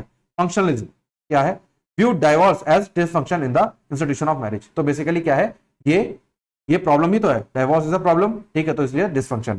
कॉन्फ्लिक्ट थ्योरी, डाइवोर्स में result from power struggles, inequality और अब्यूज इन मैरिज। तो ये क्या है, डाइवोर्स रिजल्ट करता है किसमें, पावर स्ट्रगल्स में, इनइक्वालिटी और अब्यूज इन मैरिज। मतलब जिसको डाइवोर्स लेना है वो परेशान करना शुरू कर देगा दूसरे व्यक्ति को। Divorce can be liberating for women trapped in patriarchal और अब्यूजिव मैरिज। इनका कहना था फेमिनिस्ट का कि जो डाइवोर्स है वो क्या कर सकता है, जो वुमेन है उनको आजादी दिला सकता है फ्रॉम पैट्रियार्कल और अब्यूजिव मैरिजेस। जो अब्यूजिव मैरिजेस है और जो पैट्रियार्कल सोसाइटी है, मतलब जो मेल बेस्ड सोसाइटी है और जो जहां पे उसकी प्रताड़ना हो रही है, तो उस केस में उसको आजादी दिला सकता है वुमेन को। Divorce is outcome of confluent love relationship based on individual fulfilment. ठीक है, पोस्ट मॉडर्निज्म मतलब जब लव खत्म हो जाए तो क्या हो, डाइवोर्स हो जाता है। तो that is relationship based on individual fulfilment. जब फुलफिलमेंट हो गई, खत्म हो गई, तो डाइवोर्स ले लो। ठीक है, अब ट्रेंड्स इन इंडिया क्या है, divorce rates rising specially in urban areas, still less than 2%, stigma persist. मतलब क्या है, डाइवोर्स रेट बढ़ रहा है बट अभी भी उतना नहीं बढ़ा है, बिकॉज स्टिग्मा, सोसाइटल स्टिग्मा कि लोग क्या कहेंगे, उस वजह से अभी भी नहीं उतना बढ़ा। बट जनरली अर्बन एरियाज में देखा जाता है, बिकॉज वहां पे इकोनॉमिकल इंडिपेंडेंस है वुमेन की, प्लस उनको राइट्स का अवेयरनेस है। वेस्टर्न कंट्रीज में क्या है, divorce most common and socially accepted, many countries allowed no fault divorce. ठीक है, then this is a comparative table, उसके बाद एग्जांपल, और हमारा इसी के साथ हो गया यूनिट 1 खत्म। अब हम मिलते हैं जल्द ही नेक्स्ट यूनिट में। मुझे उम्मीद है आपको समझ में आ गया होगा, और अगर कोई भी डाउट है तो आप कमेंट सेक्शन में पूछ सकते हो। So thank you for watching and stay tuned for further updates. नमस्कार, आप सभी को स्वागत है हमारे चैनल पे। आज की वीडियो में बात करेंगे सोशियोलॉजी की। तो बेसिकली ये सोशियोलॉजी 2 है जो कि सेकंड सेमेस्टर में आती है। तो वाइंड अप करेंगे इसको आज हम यूनिट 2 को। ठीक है, तो इसका जो सिलेबस है आपकी स्क्रीन पे है, जिसमें पहला टॉपिक आता है कास्ट। क्योंकि हम सोशियोलॉजी पढ़ रहे हैं, मतलब स्टडी ऑफ सोसाइटी कर रहे हैं, तो जो फर्स्ट टॉपिक है वो आता है caste, concept and features, relation with power, trends and mobility within caste structure. ठीक है, नेक्स्ट टॉपिक आता है change through Sanskritisation, civil disabilities. Next आता है class, Marxian and Weberian concept, classification of Indian society, rural and urban. Next topic आता है आपका gender, sex and gender, women as weak gender, third gender and gender justice. Last topic आता है आपका tribe, concept and features, main streaming of tribes. तो basically आपके topics हैं। इसमें जो मार्क्स की बाइफिकेशन है वो बड़ा क्रिटिकल है, बिकॉज सारे ही टॉपिक बहुत इंपॉर्टेंट है और आजकल ट्रेंडी है। तो कोई भी क्वेश्चन आपसे पूछा जा सकता है, तो आपको प्रिपेयर करना है 12.5 के हिसाब से। बट अगर 5 मार्क्स से पूछा जाए तो आपके लिए तो बेटर ही है। ठीक है, तो स्टार्ट करते हैं फर्स्ट टॉपिक से, that is caste, concept and features, relation with power, trends and mobility within caste structure. ठीक है, तो ये हमारा फर्स्ट टॉपिक है। तो इसमें जो पहली चीज है हमें समझना है कि कास्ट का कंसेप्ट क्या है। तो caste is a hereditary endogamous hierarchical social group largely ascribed by birth which determines person's status, occupation and social interaction। तो बेसिकली अगर मैं महाभारत काल की बात करूं तो उसमें जब भीष्म पितामह का वध होता है तो वो कर्ण से एक बात बोलते हैं कि पता नहीं कब ये कास्ट सिस्टम कर्मों के बेस पे ना बन के बर्थ के बेस पे बन गया। ठीक है, तो बेसिकली कास्ट सिस्टम क्या था, जब पहले इसकी शुरुआत हुई थी तो क्या था, पर्सन के स्टेटस पे, उसके ऑक्यूपेशन पे एंड सोशल इंटरेक्शन के बेसिस पे उसको कास्ट में कैटेगराइज किया गया था कि अगर कोई पर्सन सोसाइटी में किस लेवल का काम कर रहा है तो वो उस पर्सन को उस कास्ट का व्यक्ति बना दिया गया। बेसिकली एक वर्ण सिस्टम चलता था, तो उसमें वो पर्सन उसको कैटेगराइज कर दिया जाता था अकॉर्डिंग टू हिज वर्क, जो भी काम वो कर रहा है। देन सेकंड चीज जो इसमें समझने वाली है वो है etymology, that is derived from Portuguese word casta meaning race और लाइनेज। तो बेसिकली क्या है कि जो कास्ट वर्ड है वो कास्टा से आया है। कास्टा मतलब it is a Portugal word that is Costa, और जिसका मतलब क्या है, रेस। रेस है वर्ड, मतलब क्या है, लाइनेज, मतलब कौन से जगह से एक पर्सन बिलोंग करता है, कौन सी लाइनेज है जिस पर्सन की, उस पर्सन के हिसाब से उसकी कास्ट डिटरमाइन होने लगी। Then in Sanskrit it relates to varna system, जो कि 4 वर्ण डिवाइडेड थे, ब्राह्मण, क्षत्रिय, वैश्य एंड शूद्र। ठीक है, तो बेसिकली ये वर्ण थे जिसमें कलर और क्लास था, साथ ही साथ जाति दैट इज बर्थ ग्रुप। तो कास्ट को रिलेट करने लगे जाति से, जो कि क्या था, बर्थ ग्रुप था, मतलब आपका कौन से ग्रुप में बर्थ हो रहा है।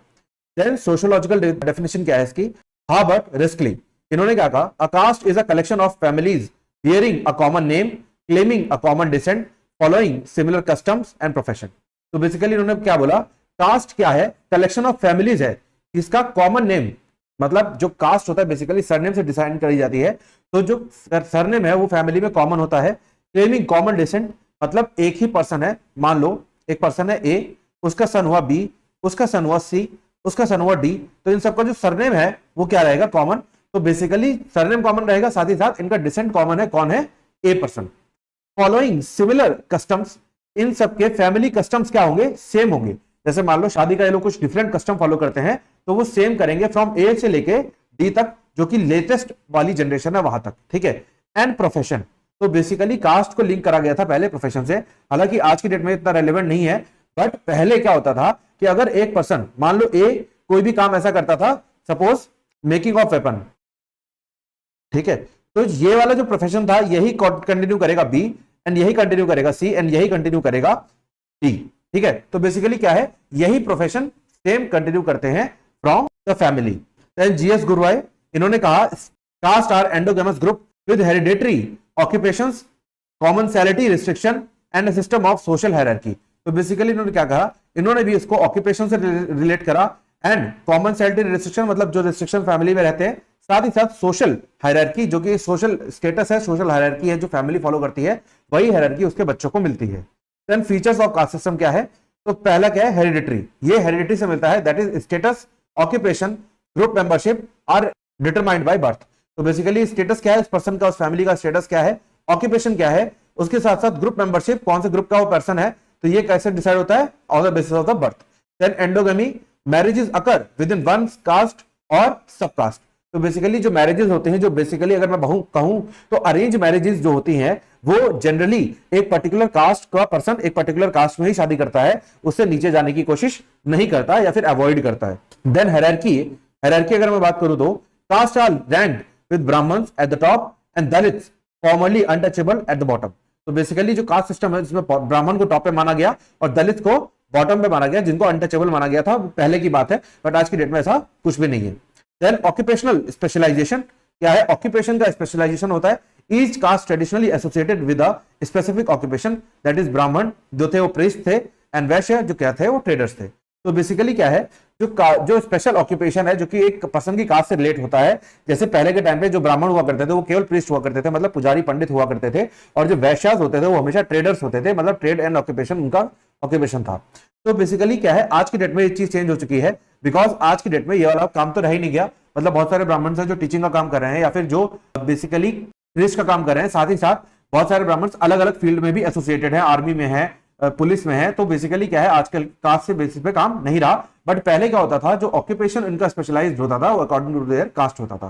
Then commensality, food sharing rules are rigid, lower caste often excluded from sharing meals. तो बेसिकली जो लोअर कास्ट के लोग होते थे उनको एक्सक्लूड कर दिया जाता था कि वो शेयर नहीं कर सकते थे वो meal with the higher caste. Social segregation, तो जो रिस्ट्रिक्शंस रहती थी, access to temples, wells, public places existed for lower caste. तो बेसिकली क्या था, जो लोअर कास्ट के लोग पहले कैटेगराइज किए गए थे, उनको मंदिर में जाने की, जहां पे हायर कास्ट के लोग जाते हैं वहां उस मंदिर में जाने की, जिस कुएं से हायर कास्ट के लोग पानी पीते हैं वो कुआं यूज करने की, पब्लिक प्लेस जहां पे हायर कास्ट के लोग जाते हैं वहां पे जाने की परमिशन नहीं थी, उनके लिए अलग सारी व्यवस्थाएं की गई थी, मतलब उन कास्ट के लिए अलग मंदिर, कुआं वगैरह अलग चीजें बनाई गई थी।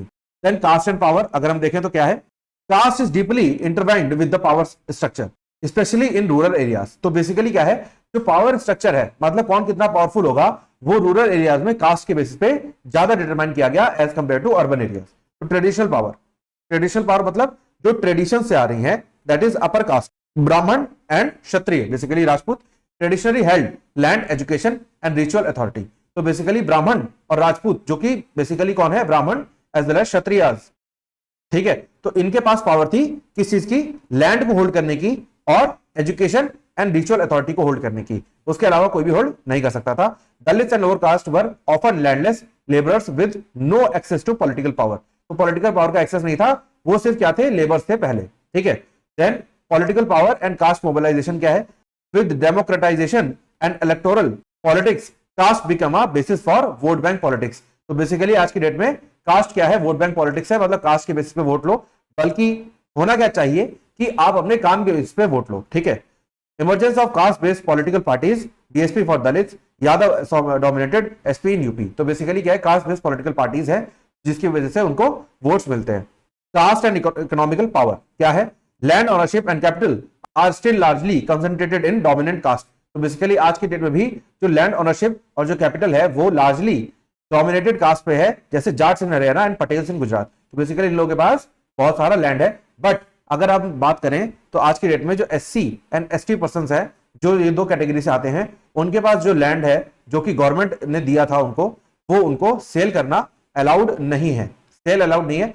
बट अगर कोई SC पर्सन है तो उसको सेल कर देता है फॉर फैमिली नीड, और जो फैमिली नीड है ये वेरीफाई होनी चाहिए बाय द कलेक्टर, ठीक है। तो बेसिकली इसके SC पर्सन को ये बेचना अलाउड है, बट अगर कोई ST है तो ये काम नहीं कर सकता, मतलब वो सेल नहीं कर सकता एट एनी कॉस्ट, ठीक है।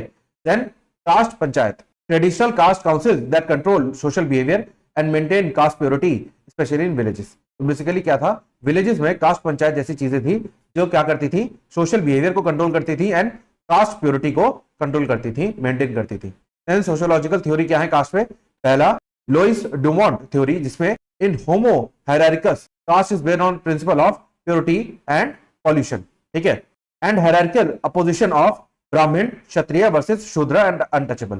तो बेसिकली इसमें क्या था, अपोजिशन चलता रहता था कि अगर शूद्र या फिर कोई लोअर कास्ट का है, अगर वो अपर कास्ट में आना चाहता था या फिर अपर कास्ट के काम करना चाहता था तो ब्राह्मण और क्षत्रिय द्वारा उनको अपोज किया जाता था। बेसिकली प्योरिटी और पॉल्यूशन के बीच में जो चलता था वो हमेशा वर्सेस में चलता था, मतलब जो प्योरिटी से लिंक किया गया वो ब्राह्मण और क्षत्रिय को लिंक किया गया, और पॉल्यूशन से लिंक किया गया शूद्र और अनटचेबल को। ये पहले की बातें हैं सब। Then MN Srinivas emphasize dominant caste theory, Sanskritisation and caste mobility. तो बेसिकली संस्कृताइजेशन एक वर्ड है जो आपके सिलेबस में बार बार आ रहा है, जिसका मतलब होता है कि अगर कोई एक लोअर कास्ट का पर्सन है, अगर वो हाईएस्ट कास्ट के काम करना चाहता है, उसमें मूव करना चाहता है, तो वो अलाउड है एज पर संस्कृताइजेशन नॉर्म, ठीक है। देन नेक्स्ट आता है Andre Beteille, differentiated between caste, class and status. तो उन्होंने डिफरेंशिएट किया between class, caste and status and studied how caste adapt in modern institution. तो मॉडर्न इंस्टीट्यूशन का कास्ट का अडेप्टेशन इन्होंने स्टडी किया। G Shah studied caste in political mobilization specially among Dalits, ठीक है। देन BR Ambedkar viewed caste as a tool of oppression and called for annihilation of caste and legal safeguard for Dalits। तो basically BR Ambedkar ने क्या करा, reservation policy को बनाया, और रिजर्वेशन पॉलिसी का क्या है, article number 15 and 16 of Indian constitution ये अलाउ करता है रिजर्वेशन। तो ये BR अम्बेडकर की थ्योरी थी। Then trends in caste structure, क्या ट्रेंड्स है, कॉन्टिन्यूटी ऑफ द कास्ट। तो basically marriage patterns still highly endogamous, मतलब क्या है, एंडोगेमस का मतलब पर्टिकुलर कास्ट में पर्टिकुलर कास्ट के लोग शादी करेंगे, ठीक है। तो एक कास्ट के लोग एक ही कास्ट को प्रेफर करते हैं, मतलब वो अपनी कास्ट से मूव करना नहीं चाहते। Caste based honour killing particularly in intercaste unions. तो बेसिकली अगर इंटरकास्ट यूनियन का मतलब क्या है, जो इंटरकास्ट मैरिजेस हैं वहां पे क्या होता है, ऑनर किलिंग की जैसी प्रॉब्लम आती थी, जिसकी वजह से एक पर्सन एक ही कास्ट में कंटिन्यू करना चाहता था, उसके अंदर एक फियर था कि वो अगर वो कास्ट चेंज करेगा तो उसकी ऑनर किलिंग या फिर उसको अपोज किया जा सकता है in societal level. Then discrimination in rural and urban housing, education and employment. तो बेसिकली क्या था, पहले क्या था, रूरल एंड अर्बन हाउसिंग में डिस्क्रिमिनेशन होता था, एजुकेशन में डिस्क्रिमिनेशन होता था। मतलब आप लोगों ने कर्ण की कहानी तो सुनी होगी, जो अंगराज कर्ण थे महाभारत के अंदर, उनको भी एजुकेशन लेने में प्रॉब्लम हुई बिकॉज वो लोअर कास्ट से बिलोंग करते थे, जहां पे उनका काम क्या था, रथ चलाने का, ठीक है। तो बेसिकली ये थोड़ी सी प्रॉब्लम्स रहती थी, एंड साथ ही साथ एम्प्लॉयमेंट इश्यूज रहते थे for lower caste. Change in caste, ठीक है। तो अब इसका प्रोसेस क्या है, फर्स्ट है Sanskritisation, a lower caste adopts rituals and lifestyle of higher caste to gain social status, ठीक है। तो बेसिकली क्या है, लोअर कास्ट का पर्सन अगर हायर कास्ट के रिचुअल और लाइफस्टाइल को अडॉप्ट कर ले, क्या होगा, सोशल स्टेटस को अपग्रेड करने के लिए, तो that is known as Sanskritisation. उसके बाद नेक्स्ट आता है westernisation, influence of western education, law and values. तो वेस्टर्न एजुकेशन में क्या है, वेस्टर्न में तो ऐसा कोई भी कल्चर है नहीं कास्ट वास्ट का, तो उसमें क्या है, वहां से उन्होंने वेस्टर्नाइजेशन किया और एजुकेशन और लॉ और वैल्यूज को वहां से उन्होंने अडॉप्ट किया, जिसमें आया इक्वालिटी और सेक्युलरिज्म, जो हमारा इंडियन कॉन्स्टिट्यूशन का बेसिक स्ट्रक्चर है। Then secularisation, decline of ritual based caste roles in urban settings. तो बेसिकली जो अर्बन एरियाज हैं, जो अर्बन एरियाज हैं, उसमें क्या हुआ, रिचुअल बेस्ड कास्ट रोल्स खत्म हो गए, डिक्लाइन हो गए, मतलब डिक्रीज हो गए। देन अर्बनाइजेशन, मतलब losing of caste rigidity in cities, occupational mobility and anonymity. तो बेसिकली क्या है, जो शहर होते हैं वहां पे इतनी ज्यादा वर्क रिक्वायरमेंट है कि वहां पे आप कास्ट वास्ट देख ही नहीं सकते, और देखना चाहो भी तो क्यों ही देखना है, बिकॉज एक पर्सन की आपको कैपेबिलिटीज पे यकीन होना चाहिए, ना कि उसकी कास्ट पे। तो बेसिकली क्या है, जो रिजिडिटी थी इन कास्ट वो खत्म हो गई इन सिटीज में, ऑक्यूपेशनल मोबिलिटी हो गई, मतलब ऑक्यूपेशन हर कोई अपना हिसाब से चूज कर सकता है। एंड देन आता है आपका लेजिस्लेटिव चेंजेस, तो abolition of untouchability article number 17 and caste based reservation in job and education, that is article number 15 and 16, ठीक है। Then caste mobility, caste mobility की अगर हम बात करें तो क्या है, while caste is an ascribed status सब mobility is possible through social process. कैसे? संस्कृताइजेशन, ये मैं डिस्कस कर ही चुका हूं। जब एक लोअर कास्ट का पर्सन हायर कास्ट के पर्सन की सोशल स्टेटस को अडॉप्ट करने की कोशिश करे तो। Political mobilisation, Dalits, OBC and other caste have mobilised politically to gain representation and rights. तो बेसिकली इनकी पार्टीज हैं एंड देन पार्टीज में इनको क्या है, इनको वोट देते हैं ताकि ये उनको अपलिफ्ट करा सके। Then education and affirmative actions, क्या है? Access to education and government jobs has improved caste mobility for SC ST and OBC. ठीक है, तो बेसिकली क्या है? Reservation policy. नेक्स्ट आता है माइग्रेशन एंड अर्बनाइजेशन, मतलब माइग्रेशन हो रहा है प्लस लोग क्या कर रहे हैं। माइग्रेशन का मतलब क्या है? एक शहर से दूसरे शहर जा रहे हैं या फिर एक गांव से दूसरे गांव जा रहे हैं या फिर बेटर जगह पे माइग्रेट कर रहे हैं, मूव कर रहे हैं, रहना शुरू कर रहे हैं बिकॉज ऑफ अर्बनाइजेशन और एम्प्लॉयमेंट। तो अर्बन एरियाज में क्या है? एम्प्लॉयमेंट अपॉर्चुनिटी है ज्यादा, जिसकी वजह से वो ऑक्यूपेशनल फ्लेक्सिबिलिटी की वजह से चेंज कर रहे हैं अपनी लोकेशंस को। Then examples from contemporary India, ये आप देख लोगे। उसके बाद नेक्स्ट मूव करते हैं, हमारा कंक्लूजन आ जाएगा। उसके बाद आता है आपका next topic, that is change through Sanskritisation and civil disabilities. तो संस्कृताइजेशन मैं डिस्कस कर ही चुका हूं। Sanskritisation is the process of social change in which lower caste or tribal group adopts custom, ritual and lifestyle of higher caste, especially Brahminical caste, to raise its social status within the caste hierarchy। तो basically क्या है? Lower caste का person क्या करता है? Higher caste के social status को adopt करने के लिए उसके कस्टम्स और रिचुअल्स को अडॉप्ट करता है और लाइफस्टाइल शुरू कर देता है हायर कास्ट की, ताकि उसका सोशल स्टेटस बढ़ सके। तो इन्होंने संस्कृताइजेशन का जो कंसेप्ट आया था वो किससे आया था? एम एन श्रीनिवास से आया था, a prominent Indian sociologist in its study of Coorgs Kodavas in Karnataka. Then core features क्या है? Adoption of vegetarianism, teetotalism, bearing sacred thread. तो बेसिकली सेक्रेड थ्रेड का मतलब क्या होता है? कलावा। ठीक है, तो कलावा पहनना, वेजिटेरियन हो जाना। तो बेसिकली क्या है? वेजिटेरियन कौन होते थे? जनरली जो लोअर कास्ट के लोग होते थे नॉनवेज प्रेफर करते थे, बट उन्होंने नॉनवेज को छोड़ के वो क्या हो गए? वेजिटेरियन हो गए, ताकि वो अपर कास्ट की लाइफस्टाइल को अपना सके। देन परफॉर्मिंग ब्राह्मण ritual, avoiding lower caste occupation. ब्राह्मण रिचुअल परफॉर्म करने लगे और जो लोअर कास्ट के ऑक्यूपेशन थे उनको उन्होंने छोड़ दिया, लीव कर दिया। Then seeking ritual purity and status mobility. तो रिचुअल प्योरिटी को सीक करने लगे, मतलब डिमांड करने लगे, और स्टेटस मोबिलिटी मतलब स्टेटस को चेंज करने की डिमांड करने लगे। Then usually occurs without any change in economic status. तो बेसिकली पहले जो कास्ट सिस्टम था वो बेस्ड ऑन वर्क था, तो जब आप वर्क चेंज कर लोगे तो ऑब्वियस सी बात है आपका कास्ट चेंज हो जाएगा। इससे इकोनॉमिक स्टेटस में फर्क पड़े या ना पड़े वो इररिस्पेक्टिव रहता था। देन थ्योरेटिकल पर्सपेक्टिव क्या है? Sanskritisation is not just imitation but strategy for assertion and upward mobility. तो बेसिकली क्या है? अगर कोई डाउन कास्ट का पर्सन है तो उसको अगर अप पे जाना है तो क्या करना पड़ेगा? संस्कृताइजेशन, जो कि क्या है? इमिटेशन नहीं है बट क्या है? असर्शन है। एंड मतलब आप मानने लगते हो, असर्ट करने लगते हो, एंड अपवर्ड मोबिलिटी, अपवर्ड ऊपर की तरफ आप बढ़ने लगते हो। It does not challenge the caste system, rather it reinforces it by aspiring higher status within इट। तो बेसिकली क्या है? इसने जो संस्कृताइजेशन है उसमें कास्ट सिस्टम को चैलेंज नहीं किया, बल्कि उसको रीइंफोर्स कराया कि अलग सेंस में कि अगर आपको कास्ट सिस्टम में रहना है बट आप हायर स्टेटस पे जाना चाहते हो तो जा सकते हो। It is a cultural process rather than political और स्ट्रक्चरल ट्रांसफॉर्मेशन। तो बेसिकली कल्चरल प्रोसेस था, कल्चर के थ्रू होता था, और पॉलिटिकल और स्ट्रक्चरल ट्रांसफॉर्मेशन ये नहीं था। देन दिस इज एग्जांपल क्या है? यादव जो थे वो नॉर्थ इंडिया में थे, क्लेम क्षत्रिय स्टेटस, इन्होंने क्षत्रिय स्टेटस ले लिया। Kurmis and Koeris Bihar and UP में थे, adopted upper caste names and change dietary habits. Then Jats Punjab Haryana, transition from Shudra to Kshatriya. Then hills tribal groups जो कि मध्य प्रदेश में थे, build temples, adopted Hindu deities. देन अगर हम बात करें तो लिमिटेशन एंड क्रिटिक्स। अब लिमिटेशन एंड क्रिटिक्स की बात करें तो it does not addresses structural inequalities like access to land and capital. तो बेसिकली जो संस्कृताइजेशन था उससे आप कास्ट अपना स्टेटस तो अपलिफ्ट कर रहे थे, बट एक्सेस टू लैंड आपको नहीं मिल पा रहा था और कैपिटल आपको नहीं मिल पा रहा था, बट ये चीज ये एड्रेस नहीं करता है। Then reinforces Brahmanical values and norms. तो ये क्या है? ब्राह्मणिकल वैल्यूज एंड नॉर्म्स को रीइंफोर्स कराता है। Basically Brahmanical values and norms को ये डिवोटेड है। Then it does not benefit the lower caste Dalits as much who are often excluded from ritual ladder। तो बेसिकली दलित जो कि एक्सक्लूड रहते थे, मतलब उनको अनटचेबल माना जाता था, तो उसको उन्होंने इंक्लूड नहीं करा, उसको उन्होंने बेनिफिट नहीं दिया। ध्यान आता आपका Ambedkar and Dalit thinkers rejected Sanskritisation in favour of conversion and radical reform. तो बेसिकली संस्कृताइजेशन क्या है? एक तरीके का कन्वर्जन है। यहाँ पे आप रिलीजियस कन्वर्ट नहीं हो रहे हो बट आप कास्ट के थ्रू कन्वर्ट हो रहे हो, एंड इसकी वजह से इन्होंने अंबेडकर जी ने एंड दलित थिंकर्स ने इसको रिजेक्ट कर दिया। Then civil disabilities, next topic हमारा आता है सिविल डिसेबिलिटीज। क्या है? Civil disabilities refer to social, economical and legal restrictions. तो बेसिकली सिविल डिसेबिलिटीज अगर हम जनरली समझना चाहें तो सिविल डिसेबिलिटी मतलब सिविल काम में आप डिसेबल्ड हो, कौन सी ऐसी सिविल एक्टिविटीज हैं जिसमें आपका राइट होना चाहिए बट आप डिसेबल्ड हो, आप वो चीज नहीं कर सकते। तो बेसिकली क्या है, historically imposed on lower caste and Dalit. तो बेसिकली जो डिसेबिलिटीज थी वो लोअर कास्ट और दलित पे ज्यादा इंपोज थी हिस्ट्री में। तो हिस्टोरिकल कंटेक्स्ट अगर देखें तो अनटचेबिलिटी, पहले डिसेबिलिटी क्या थी, अनटचेबिलिटी, कुड नॉट टच और be touch by upper caste, denied temple entry. तो बेसिकली अपर कास्ट के लोग को ये टच नहीं कर सकते थे, ना ही अपर कास्ट के लोग इनको टच करते थे, और जो टेंपल एंट्री थी उनको इन्होंने डिनाई कर रखा था। Then occupational restriction forced in polluting jobs, example leather work, manual scavenging etcetera. तो बेसिकली मैनुअल स्कैवेंजिंग का काम होता है कि अगर कोई भी गंदी नाली है, गटर है, तो उसको साफ करवाना, और लेदर वर्क जो चमड़े का काम होता है उसमें ही ये इन्वॉल्व रहते थे, उसके अलावा इनको कोई भी काम करने का राइट नहीं दिया जाता था।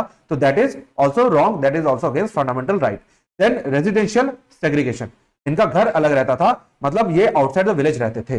देन एजुकेशनल बैन, इनको प्रॉपर एजुकेशन लेना अलाउड नहीं था as compare to higher person, जो हायर कास्ट से बिलोंग करते थे उनको जिस तरीके के सेक्रेट टेक्स्ट पढ़ना अलाउड था, जिस तरीके की एजुकेशन लेना अलाउड था, इनको अलाउड नहीं था। डिनायल ऑफ पॉलिटिकल राइट्स, तो इनको पंचायत या फिर एडमिनिस्ट्रेशन में कोई भी पॉलिटिकल राइट नहीं दिया जाता था। Then constitutional and legal measures, ये मैं ऑलरेडी डिस्कस कर चुका हूं, दैट इज आर्टिकल नंबर 17 जो बात करता है एबॉलिशन ऑफ अनटचेबिलिटी की। तो अनटचेबिलिटी को एबॉलिश कर दिया गया, that is your fundamental right under part number 3। Then आता है आपका schedule caste and schedule tribe prevention of atrocities act. तो बेसिकली आप लोगों ने एक टर्म सुना होगा SC/ST एक्ट, तो इसका यूज भी है, उसका मिसयूज भी है आज की डेट में, बट इसको बनाया इसलिए गया था कि जो पर्सन जो लोअर कास्ट से बिलोंग कर रहे थे, ताकि उनको एट्रोसिटी से बचाया जा सके, उनके ह्यूमिलिएशन से उनको बचाया जा सके। Reservation in education jobs and legislature for SC/ST, that is article number 15 and 16, that is already discussed.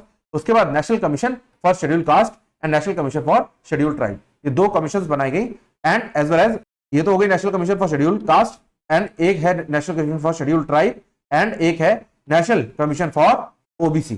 ठीक है, तो ये कमीशंस बनाई गई ताकि क्या हो सके, इनका अपलिफ्टमेंट कराया जा सके। सोशियोलॉजिकल पर्सपेक्टिव अगर हम देखें तो क्या है, doctor Bhimrao Ambedkar called caste based civil disability a form of graded inequality. तो बेसिकली ग्रेड सिस्टम में डिवाइड कर दिया आपने सोसाइटी को, और उसके बाद आपने कुछ डिसेबिलिटीज इंपोज कर दी, और डिसेबिलिटीज इंपोज करने से ग्रेडेड इनइक्वालिटी हो गई, मतलब ग्रेड के बेसिस पे आपने इनइक्वालिटी कर दी। Conflict theory views caste operation as institutionalised dominance of one group over another. तो बेसिकली जो कॉन्फ्लिक्ट थ्योरी है वो क्या कहती है कि एक ग्रुप, कास्ट सिस्टम का मतलब क्या है, एक डोमिनेंट ग्रुप ओवर रूल करता है, सुपीरियर रहता है, सप्रेस करता है एक दूसरे ग्रुप को, that is subordinate group.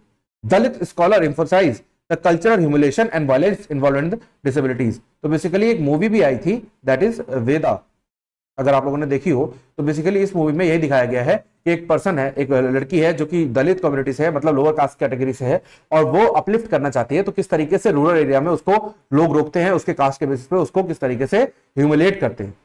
Then example of civil disabilities contemporary and historical. तो बेसिकली क्या है सिविल डिसेबिलिटीज के एग्जांपल, टेंपल एंट्री मूवमेंट्स। तो बेसिकली टेंपल एंट्री मूवमेंट्स में बहुत ही रिस्ट्रिक्शंस रहती थी, that is Vaikom Satyagraha in Kerala challenged caste based temple exclusion. ठीक है, तो बेसिकली केरला में कास्ट बेस्ड टेंपल एक्सक्लूजन पे चैलेंज किया गया इन 1924 से लेकर 25 तक ये मूवमेंट चली। Then Khairlanji massacre, Dalit family killed in Maharashtra reflect ongoing violence. तो बेसिकली दलित फैमिली को मार दिया गया महाराष्ट्र में, जिसकी वजह से वायलेंस को दिखाया गया। Manual scavenging still practices despite being band by law reflects entrenched caste based rules. तो बेसिकली आज की डेट में भी जबकि लॉ ने इसको डिसेबल कर दिया, मतलब रोक दिया है, तब भी ये अभी भी होता है, बट ये क्या है, ये दिखाता है कि आज की डेट में भी लोगों की मानसिकता उतनी डेवलप नहीं हो पाई है। Then discrimination in mid day meals. तो मिड डे मील्स में भी डिस्क्रिमिनेशन, हालांकि ऐसा कोई अभी वो नहीं है, बट फिर भी ये चीज होती है at internal rural level. Dalit children often forced to sit separately और denied food in some states. ठीक है, interconnection between sanskritisation and civil disabilities. Interconnection क्या है इसके बीच में, गोल संस्कृताइजेशन का जो गोल है वो क्या है, upward mobility within caste, मतलब कास्ट में रह के आप अपवर्ड मूव कर सकते हो बाय अडॉप्टिंग जो हायर कास्ट का स्टेटस है उसको अडॉप्ट करके। एंड सिविल डिसेबिलिटीज का क्या है, एलिमिनेशन ऑफ डिस्क्रिमिनेशन। तो सिविल डिसेबिलिटीज का एम क्या है, जो डिस्क्रिमिनेशन हो रहा है उसको एलिमिनेट करो without changing caste. Then process क्या है, cultural imitation of upper caste. तो कल्चरल इमिटेशन हो जाए तो आप अपर कास्ट मूव कर सकते हो, और इसमें प्रोसेस क्या है, legal, political and social struggle. तो बेसिकली इसमें क्या है, आपको लीगल राइट दे दिए गए, पॉलिटिकल राइट दे दिए गए, सोशल स्ट्रगल के थ्रू आप इस चीज को अचीव कर सकते हो। देन आता है आपका इंपैक्ट चेंजेस रिचुअल स्टेटस तो बेसिकली रिचुअल स्टेटस बदल जाएगा, क्योंकि आप क्या है, आप बेशक लोअर कास्ट के हो बट आपने अपर कास्ट को अडॉप्ट कर लिया। आपका फैमिली रिचुअल कुछ भी कहता हो, क्योंकि आपको अपलिफ्ट करना है, अपग्रेड करना है, तो आपको अपर कास्ट का अडॉप्ट करना पड़ेगा, तो आपका रिचुअल स्टेटस बदल जाएगा। एंड जो उसमें सिविल डिसेबिलिटीज है उसमें बात करता है चेंजेस स्ट्रक्चरल एक्सक्लूजन। तो बेसिकली क्या है, स्ट्रक्चरल एक्सक्लूजन को चैलेंज करता है। Then theorist MN Srinivas and BR Ambedkar, and then critic reinforce caste and attack the caste system. तो बेसिकली ये क्या है, संस्कृताइजेशन क्या करता है, कास्ट को रीइंफोर्स करता है, और सिविल डिसेबिलिटीज क्या करता है, अटैक करता है कास्ट सिस्टम पे, कि कास्ट सिस्टम को खत्म करो और सेक्युलर बनो, और क्या बनो, विदाउट एनी डिस्क्रिमिनेशन एक सोसाइटी बनाओ। Then this is your conclusion. उसके बाद हम नेक्स्ट टॉपिक में मूव करते हैं, that talks about concept of class, Marxian and Weberian perspective. ठीक है, तो कार्ल मार्क्स की थ्योरी पढ़ेंगे, कंसेप्ट ऑफ क्लास।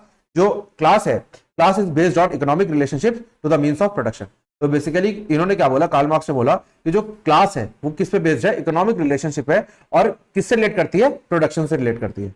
एलिमेंट क्या है, society is divided into two main classes, that is bourgeoisie and proletariat, owners of mean of production, workers who sell their labour. तो basically क्या है, ये कैपिटलिस्ट है, मतलब इनके पास कैपिटल्स है, और ये क्या करते हैं, मींस ऑफ प्रोडक्शन है, मतलब इनके पास कैपिटल एसेट्स है, और ये लोगों को अपॉइंट करके प्रोडक्शन बढ़ाते हैं। और जो दूसरा है प्रोलिटरेट, ये क्या करता है, workers who sell their labour, ये वर्कर्स को अपॉइंट करता है, और वर्कर्स क्या बेचते हैं, अपना लेबर, मतलब अपनी मेहनत वर्कर्स लगाते हैं, और कैपिटलिस्ट क्या करते हैं, प्रोडक्शन करवाते हैं। Then class struggle is central to historical change, then exploitation of working class leads to alienation and revolution. तो बेसिकली जो वर्किंग क्लास का एक्सप्लॉयटेशन हुआ, मतलब जो लेबर कम्युनिटी का एक्सप्लॉयटेशन हुआ, जिसकी वजह से क्या हुआ, एलियनेशन हुआ और रेवोल्यूशन हुआ। तो रेवोल्यूशन होने की वजह से class is real, objective and economic phenomena. ठीक है, देन एग्जांपल क्या है, a factory owner profits from labour of workers who are paid wages much lower than the value they produce. तो बेसिकली क्या है, आज की डेट में भी जिसको बोला जाता है एक्सप्लॉयटेशन। एक्सप्लॉयटेशन का मतलब ये नहीं होता कि आपको फिजिकली एक्सप्लॉयट किया जाए, बल्कि एक्सप्लॉयटेशन का मतलब ये होता है कि आपसे काम उतना कराओ जितना आप उस कंपनी को फायदा हो रहा है, बट आपको कम पेमेंट मिलती है, तो that is known as exploitation. उसके बाद मैक्स वेबर की थ्योरी है कंसेप्ट ऑफ क्लास। इसमें क्या है, class is not only economic but influenced by status and power. तो इन्होंने जो कार्ल मार्क्स ने बोला कि क्लास केवल इकोनॉमिकल फैक्टर है, जहां पे एक कैपिटलिस्ट है, दो कैटेगरी बना दी, एक कैपिटलिस्ट एंड एक लेबर कैटेगरी। तो इन दोनों के बीच में रिलेशन बताया कि कैपिटलिस्ट क्या करता है, जो लेबर को उसको अपॉइंट करता है और वो कराता है प्रोडक्शन, और जो प्रोडक्शन में उसको फायदा होता है उसका बहुत कम हिस्सा वो लेबर को दे देता है। ठीक है, अब मार्क्स वेबर की देखते हैं, ये क्या कहते हैं, introduce three fold stratification, class, economic position, market situation, income wealth, status, social prestige और honour, party, political power and influence. तो इन्होंने तीन स्ट्रेटिफिकेशन किया। मतलब क्या है, जो कास्ट है वो सिर्फ इन्होंने बोला इकोनॉमिक नहीं है, बल्कि क्या है, स्टेटस एंड पावर है। तो इकोनॉमिक के लिए इन्होंने बताया कि जो इकोनॉमिक पोजीशन है वो तो है ही, प्लस केवल इकोनॉमिक पोजीशन नहीं होती कास्ट, क्या होती है, स्टेटस भी होती है, जो कि सोशल प्रेस्टीज या फिर ऑनर मिलता है जो सोसाइटी में मिलता है, एंड पार्टी जो पॉलिटिकल पावर एंड इन्फ्लुएंस देती है उस कास्ट को या फिर उस क्लास को। Life chances are affected by one's class, status and power. तो बेसिकली लाइफ के जो चांसेस है वो किससे अफेक्ट होते हैं, एक तो क्लास से, स्टेटस से एंड पावर से। Example, a school teacher may give high status but lower income than a businessman.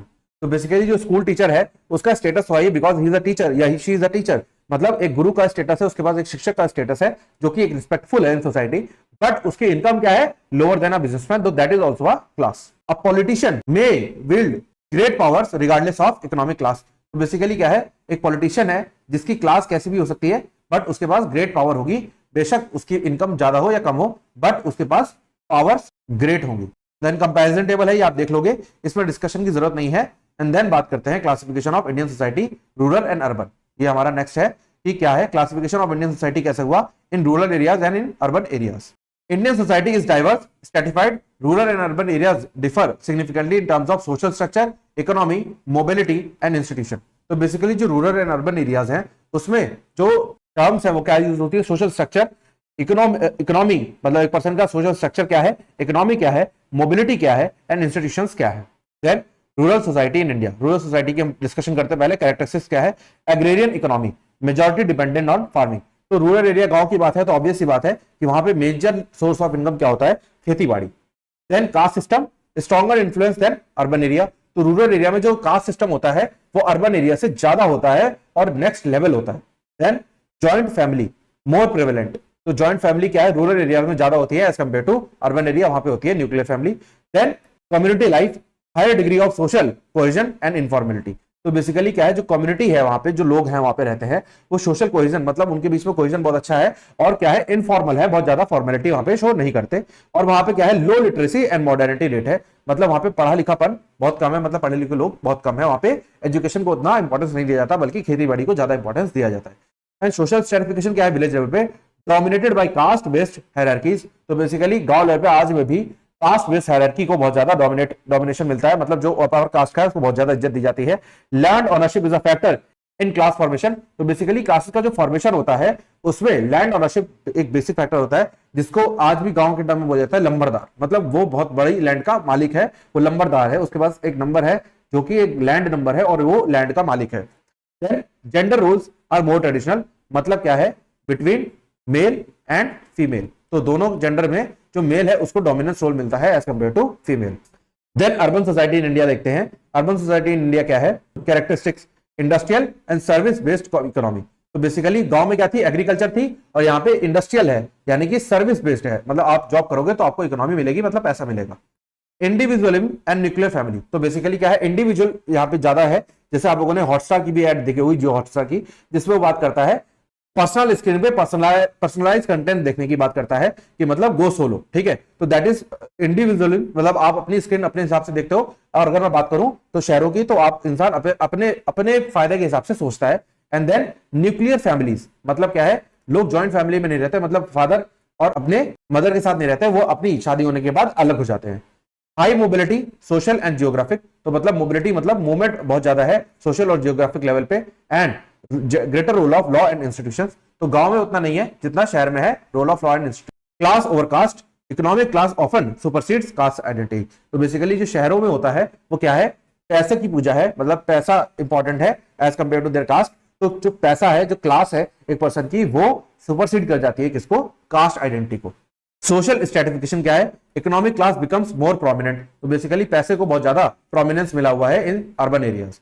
Rise of middle class, working class and urban elite. तो basically middle class, working class को बहुत ज्यादा upliftment मिला इन शहर, क्योंकि उनको बहुत सारी एम्प्लॉयमेंट अपॉर्चुनिटीज मिली। Some reflect urban poverty and inequality. तो बेसिकली जो स्लम एरियाज होते हैं अर्बन एरिया में, वो रिफ्लेक्ट करते हैं क्या, उस शहर की गरीबी को और इनइक्वालिटी को। Then this is example. उसके बाद नेक्स्ट आता है, ये हमारा कंपैरिजन टेबल है, इसको आप देख लोगे, इस पर कोई भी समझाने वाली बात नहीं है, मैं ऑलरेडी डिस्कस कर चुका हूं। एंड देन कंटेम्परेरी रेलेवेंस, ये आप क्या है, in rural areas caste and land ownership still define class relations reflecting Marxian model of control. तो बेसिकली क्या है, जो मार्क्सियन मॉडल है जिसमें सिर्फ क्लास इंपॉर्टेंट नहीं है, क्लास के साथ सोशल स्टेटस इंपॉर्टेंट है, तो वो क्या है रूरल एरियाज में मिलता है। In urban India income, education and occupation define class, aligning more with Weber model of status and life chances, ठीक है। Then urban rural migration lead to overlapping class and caste identities, creating complex hybrid social structure।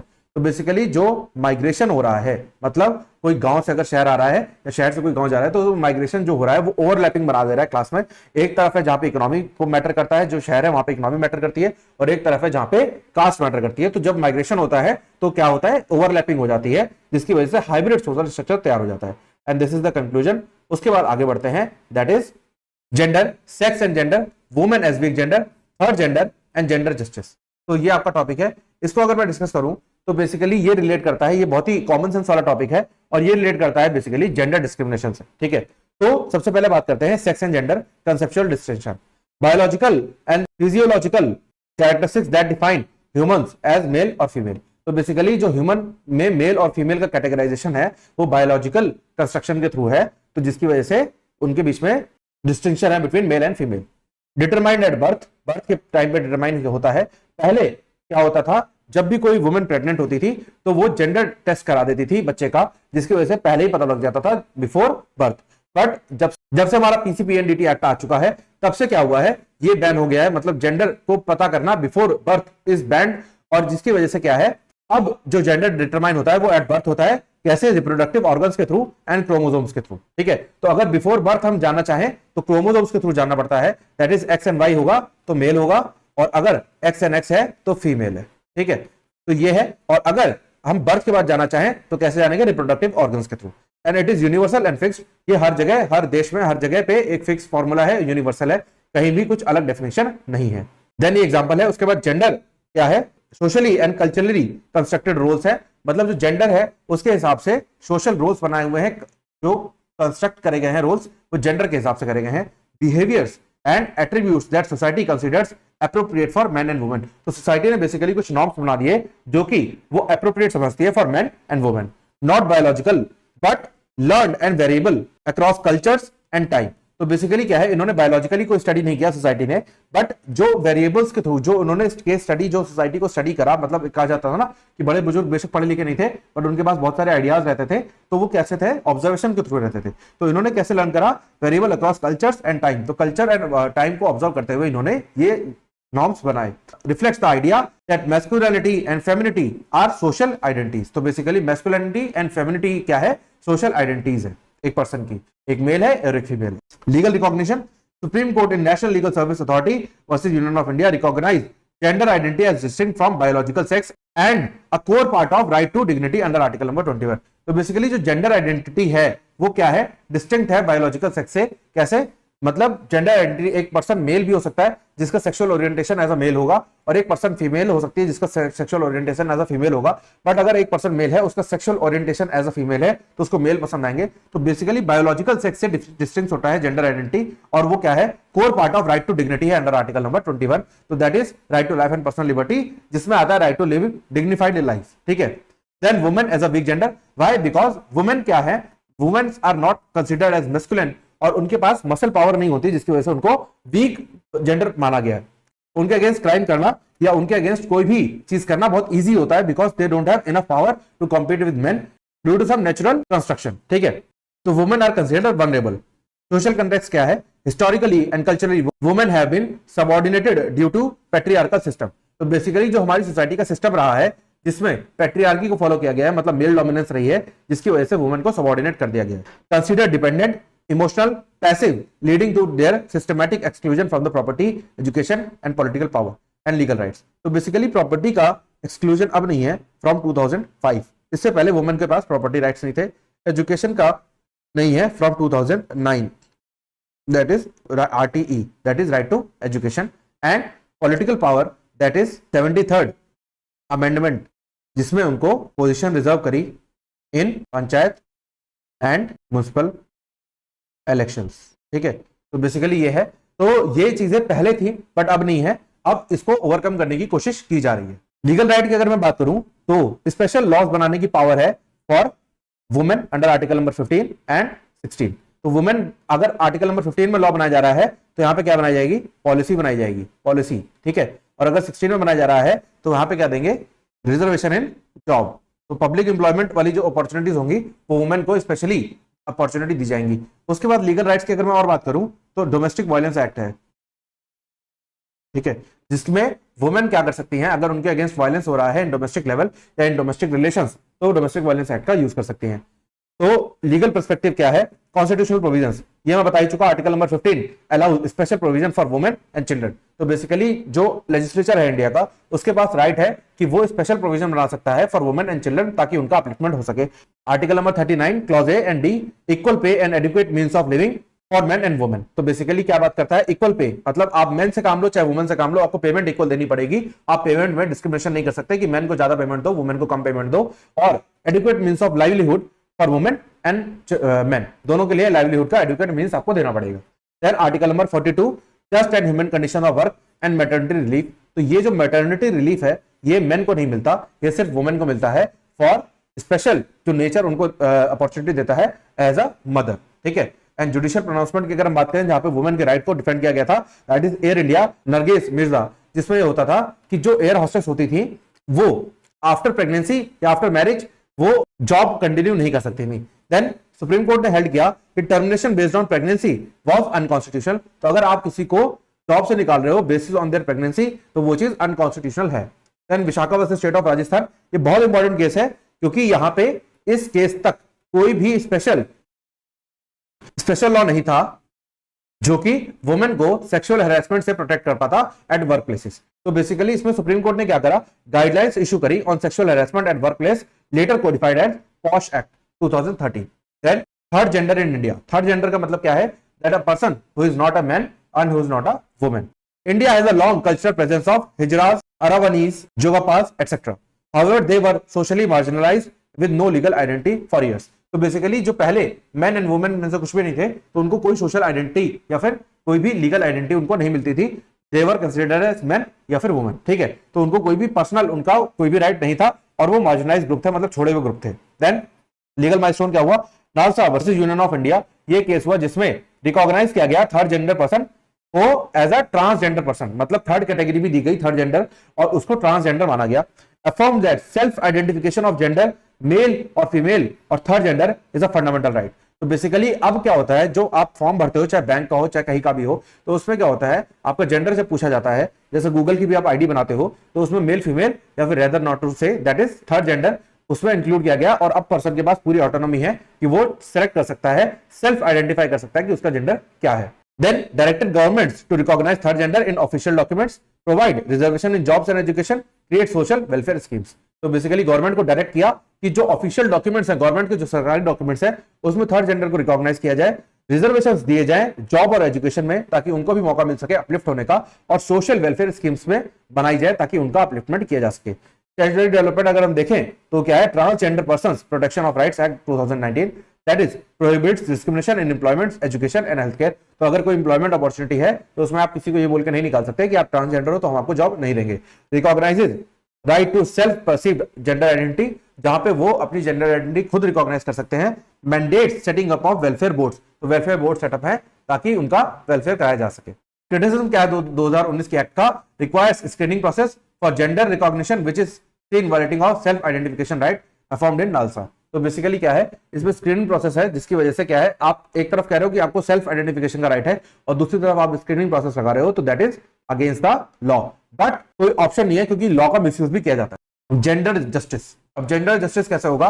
अगर gender justice करना है तो सिर्फ एक ही तरीका है कि जेंडर बेस्ड डिस्क्रिमिनेशन को खत्म कर दो, तो कर पाओगे gender justice. Gender justice means fair and equal treatment of all genders. तो बात जब इक्वल ट्रीटमेंट की आ जाती है तो क्या होता है, डिस्क्रिमिनेशन खत्म हो जाता है. Not only legally but socially, politically and economically. Social status, social level पे, पॉलिटिकल लेवल पे और इकोनॉमिक लेवल पे सबको एक बराबर ट्रीटमेंट देना चाहिए. It aims to remove gender based discrimination, ensure dignity and opportunity and freedom for everyone regardless of gender. तो बेसिकली डिग्निटी होनी चाहिए, हर किसी की डिग्निफाइड लाइफ होनी चाहिए, अपॉर्चुनिटीज होनी चाहिए, सबके पास इक्वल अपॉर्चुनिटीज होनी चाहिए, प्लस फ्रीडम होनी चाहिए हर जेंडर को कि वो कुछ भी कर सकता है according to his will, that is not unlawful. ठीक है, तो कॉन्स्टिट्यूशनल प्रिंसिपल्स अगर हम बात करें तो आर्टिकल नंबर 14 जो बात करता है इक्वालिटी बिफोर लॉ, ये सबको ही पता होगा. आर्टिकल नंबर 15 ये भी प्रोहिबिशन ऑन डिस्क्रिमिनेशन, मतलब अगर कोई भी टाइप का discrimination on the basis of place, caste, creed, colour, gender, तो ये सब प्रोहिबिटेड है अंडर आर्टिकल नंबर 15. और आर्टिकल नंबर 16 में बात करता है इक्वालिटी इन एम्प्लॉयमेंट, जो कि मैं बात कर चुका हूं. इन दोनों में स्पेसिफिक राइट्स हैं फॉर वुमेन कि वो उनके लिए स्पेसिफिक लॉज बना सकते हैं for reservation. Then article number 21 जो कि बैकबोन ऑफ इंडियन कॉन्स्टिट्यूशन है, that is right to life and dignity.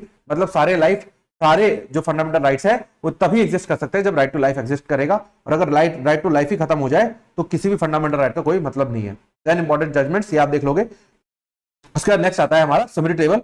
Summary table ये आप देख लोगे, इसमें कंपैरिजन टेबल है एंड कंपैरिजन टेबल ये मैं आपको ऑलरेडी डिटेल में समझा ही चुका हूं, और इसमें 1-1 पॉइंटर में लिखा हुआ है तो आपको समझ में आ जाएगा. कोई भी डाउट हो तो आप कमेंट सेक्शन में पूछ सकते हो. उसके बाद ये हमारा कंक्लूजन है एंड देन हम नेक्स्ट टॉपिक पे मूव करेंगे, that is tribe, concept and features, main streaming of tribes. तो बेसिकली ट्राइब्स क्या है, कुछ ऐसे ग्रुप्स हैं जो अभी भी हमारे मेन कल्चर में इन्वॉल्व नहीं हो पाए हैं, वो अलग रहते हैं हमसे दूर. ठीक है, तो उस ग्रुप को हमने बोला ट्राइब. ठीक है, concept of tribe. Definition: Tribe is a social group of people who share common ancestry, culture, language, custom, territory, and usually live in relatively isolated or self-sufficient communities. तो बेसिकली ये अभी भी isolated areas में रहते हैं जहां पे generally कोई पर्सन नहीं मूव कर सकता, और ये अपने ही ग्रुप में, अपने ही कल्चर में रहते हैं, और ये अपने ही एंसेस्ट्री, अपने ही कल्चर को फॉलो करते हैं, अपनी लैंग्वेज को फॉलो करते हैं, अपने ट्रेडिशन को फॉलो करते हैं, अपनी टेरिटरी में रहते हैं. वो बाहर जाना पसंद नहीं करते, और किसी और जो उनकी आउटसाइड टेरिटरी में आता हो या आउटसाइड ट्राइबल कम्युनिटी में आता हो उसमें इन्वॉल्व होने की कोशिश वो नहीं करते. The term scheduled tribe is administrative classification under Indian constitution, not sociological one. तो बेसिकली क्या है, ये जो शेड्यूल्ड ट्राइब वर्ड है ये एडमिनिस्ट्रेटिव क्लासिफिकेशन है इन कॉन्स्टिट्यूशन. एडमिनिस्ट्रेटिव क्लासिफिकेशन का मतलब क्या है, जो इंडियन कॉन्स्टिट्यूशन है वो हर जगह पे एक अलग तरीके से लगता है और जो ट्राइबल एरियाज है उन पे अलग तरीके से लगता है. तो that is administrative classification plus ये एडमिनिस्ट्रेटिव क्लासिफिकेशन का मतलब ये भी है कि यहाँ पे जो नॉर्मल लोग हैं उनके लिए अलग तरीके से लॉज बनाए जाएंगे, और जो ट्राइबल लोग हैं बिकॉज दे आर वनरेबल, वो अलग रहते हैं, उनको वैसे भी इन्वॉल्व होने का मन नहीं करता, तो उनको अपलिफ्ट कराना, उनका वेलफेयर अगर कराना है, क्योंकि उनके पास कोई भी मेडिकल ऐसी केयर फैसिलिटी नहीं है, उनके पास कोई भी ऐसी एम्प्लॉयमेंट फैसिलिटी नहीं है, वो अभी भी नेचर में ही रहते हैं, मतलब नेचर में रहना एक अच्छी बात है, बट फिर भी वो अपलिफ्ट नहीं हो पा रहे हैं, तो इसलिए उनके लिए एडमिनिस्ट्रेटिव क्लासिफिकेशन करना जरूरी था और उनको अलग से रिकॉग्नाइज करना जरूरी था। लीगल डेफिनेशन क्या है? Article number 366 clause 25 of the Indian constitution. अब इसकी जो डेफिनेशन है क्या है? Such tribes or tribal communities or parts of or groups within such tribe or tribal communities as are deemed under article number 342 to be scheduled tribes for the purpose of this constitution। तो basically क्या है? पहले तो उन्होंने tribes को cover किया, पूरे tribal community को कवर किया, साथ ही साथ parts of with in such tribes, मतलब उस ग्रुप के अंदर अगर कोई पार्ट है उसको कवर किया। Tribal communities as are deemed under article number 342 tribal communities की बात करता है, to be scheduled tribe for the purpose of this constitution, जहां पे उनके लिए स्पेशल लॉज बनाने की पावर लेजिस्लेचर के पास आ जाती है। फीचर्स क्या है? Common characteristics of tribal communities क्या है? जियोग्राफिकल आइसोलेशन, मतलब वो ऐसे रिमोट एरियाज में रहते हैं जहां पे जनरली लोग ना जा सके, वो अलग अपना मेंटेन कर सके सिस्टम। डिस्टिंक्ट कल्चर, उनका कल्चर बहुत डिस्टिंक्ट है, हम लोगों से बहुत अलग है। Common dialect, use of tribal language और डायलेक्ट, तो बेसिकली उनके पास अलग वे ऑफ कम्युनिकेशन है, अलग वे ऑफ अंडरस्टैंडिंग है। साथ ही साथ ट्राइबल इकोनॉमी, उनका जो प्राइमरी बेस है वो एग्रीकल्चर है, फॉरेस्ट प्रोड्यूस है, हंटिंग है एंड फिशिंग, तो उनकी जो इकोनॉमी है वहां पे पैसे कमाने का ऐसा कोई सीन नहीं है, वहां पे एग्रीकल्चर या फिर फॉरेस्ट प्रोड्यूस है, उनका काम चलता है। सोशल स्ट्रक्चर क्या है? ऑर्गेनाइज्ड अराउंड किनशिप, अभी भी राजा, मतलब उनके बीच में जो ट्राइबल एरिया रहता है उसमें एक होता है उसका मुखिया, तो वो पर्सन जो बोलेगा वो पूरी कम्युनिटी को फॉलो करना पड़ता है, that is clan based system. ठीक है, तो जो हम बहुत पहले फॉलो करते थे वो आज भी फॉलो करते हैं। Political simplicity, no formal state structure, leadership often based on custom, तो बेसिकली जो लीडर वो चूज करते हैं वो अकॉर्डिंग टू देयर कस्टम करते हैं, मतलब डिफरेंट टाइप का डिफरेंट कस्टम रहता है for choosing there leader. Self sufficiency, मतलब जो ट्राइबल लेवल है वो सेल्फ सफिशिएंट मानते हैं अपने आप को। Traditional and subsistence level economies, मतलब वो ट्रेडिशनली अपने आप को सेल्फ सफिशिएंट मानते हैं। Animism, tribal religion, believe in spirits, nature worship, though some tribes follow Hindus, Christianity और इस्लाम टुडे, तो बेसिकली क्या है? कुछ ट्राइब्स आज की डेट में हिंदू मुस्लिम और इस्लाम को फॉलो करने लगे हैं, या फिर हिंदू क्रिश्चियन और इस्लाम बन गए हैं, बट जनरली जो ट्राइब्स होते हैं वो नेचर की वर्शिप करते हैं, मतलब नेचर की पूजा करते हैं, जैसे पेड़ पौधों की पूजा करते हैं और स्पिरिट्स को मानते हैं। देन एग्जांपल्स ऑफ ट्राइब, ये आप देख लोगे। उसका tribal classification bye religion, north east India में क्या है? नागाज, खासीस, ये आप देख लोगे, इसमें कुछ भी आपको ऐसा समझाने के लिए तो है नहीं, तो आप एक बार पढ़ लोगे आपको समझ में आ जाएगा। मेन स्ट्रीमिंग ऑफ ट्राइब्स, इसका क्या मतलब है? Mainstreaming refers to the process of integrating tribal communities into larger social, economical and political framework of the nation without compromising their cultural identity और ऑटोनॉमी, तो बेसिकली मेन स्ट्रीमिंग मतलब उनको as it is, जैसे वो है, जिस भी खूबियों के साथ वो है, उसको अपने कल्चर में इंट्रोड्यूस करा लेना, अपने लोगों के साथ मिला लेना, मतलब हम लोगों में इनको मिला घुल मिल जाना। ठीक है, तो दैट इज मेन स्ट्रीमिंग। जैसे बोला जाता है कि अगर आप किसी से प्यार करो तो जो व्यक्ति जैसा है विद हिज प्रॉब्लम्स, मतलब वो उसकी जो नेगेटिव चीजें हैं उसकी जो पॉजिटिव चीजें हैं, दोनों चीजों से प्यार करना पड़ेगा। बेशक कल को वो आपके प्यार की वजह से नेगेटिव चीजों को बदल दे, बट आपको जब आप उससे अट्रैक्ट हो रहे हो, जब आप उससे जुड़ाव आपको महसूस हो रहा है, तो आपको उसको दोनों चीजों को एक्सेप्ट करना पड़ेगा। विद टाइम चेंजेस आ जाए तो एक अलग की बात है, और ना आए तो आपको उसका बुरा नहीं लगना चाहिए। सिमिलरली यहाँ पे क्या है? मेन स्ट्रीमिंग का मतलब क्या है? जो ट्राइबल कम्युनिटीज हैं उसको इंटीग्रेट करना इन मेन सोसाइटी, उसको बोलते हैं main streaming. With their culture, जो उनका कल्चर है उसको भी एक्सेप्ट करो, ये नहीं कि उन लोगों को एक्सेप्ट करो, उसके कल्चर को भी एक्सेप्ट कर रहे हो। गोल्स ऑफ मेन स्ट्रीमिंग क्या है? सोशियो इकोनॉमिक डेवलपमेंट, तो बेसिकली उनका सोशियो इकोनॉमिक डेवलपमेंट होगा, मतलब सोशल स्टेटस का डेवलपमेंट होगा, क्योंकि वहां पे जो हॉस्पिटल्स की कमी है, जो प्रॉब्लम्स हैं, जो एक ट्राइब में अगर बोला जाता है कि अगर कोई बीमारी फैल जाए तो पूरे ग्रुप को हो जाती है, बिकॉज उनके भी हाइजीन उतना नहीं होता, तो वो चीजें उनका डेवलपमेंट कराएगी, प्लस उनका इकोनॉमिकल डेवलपमेंट होगा जैसे हम लोगों का होता है। देन एजुकेशनल इंपॉर्टमेंट, एजुकेशनली वो बैकवर्ड है, बिकॉज वो अभी भी अपने, एक चीज होती है कि ऑलराउंड डेवलपमेंट, वो अपने कस्टम्स में तो बहुत स्ट्रांग है, उन्हें पता है कि उनका कस्टम क्या है, वहां पे वो बहुत एजुकेटेड है, बट जो एजुकेशन उनका अपलिफ्टमेंट कराएगी, जो एजुकेशन आज की डेट में साइंटिफिक इन्वॉल्वमेंट हो रही है, वो आज भी धनुष बाण पे चलते हैं, जबकि साइंटिफिक इन्वॉल्वमेंट कहां तक पहुंच चुकी है, तो वो उससे इंपावर करा सकती है उसको। देन पॉलिटिकल पार्टिसिपेशन करेंगे तो वो अपने ट्राइब के लिए बेटर रिजल्ट्स ला सकते हैं। Equal access to justice, resources and opportunities, तो अगर कोई इनजस्टिस वाली सिचुएशन हो जाए तो उसमें अगर वो हमारी सोसाइटी में इन्वॉल्व होकर रहेंगे तो उनके पास एक्चुअल एक्सेस ऑफ जस्टिस होगा। Then these are your articles, जो की बात करता है रिजर्वेशन फॉर एसटीज की, मतलब शेड्यूल ट्राइब्स की। तो आर्टिकल नंबर 15 जो कि पॉलिसीज की बात करता है, आर्टिकल नंबर 46 जो कि बात करता है promotion of education and economic interest of STs, and article number 244 that is administration of scheduled areas and tribes, 5th and 6th schedule. तो बेसिकली जो शेड्यूल्ड एरियाज एंड ट्राइब्स है उसके लिए एडमिनिस्ट्रेशन का अलग आर्टिकल है, article number 244। Article number 275 clause 1 that grant in aid for tribal welfare. तो basically tribal welfare के लिए कुछ ग्रांट इन एड आती है। And then article number 342 president's power to declare tribal scheduled tribes.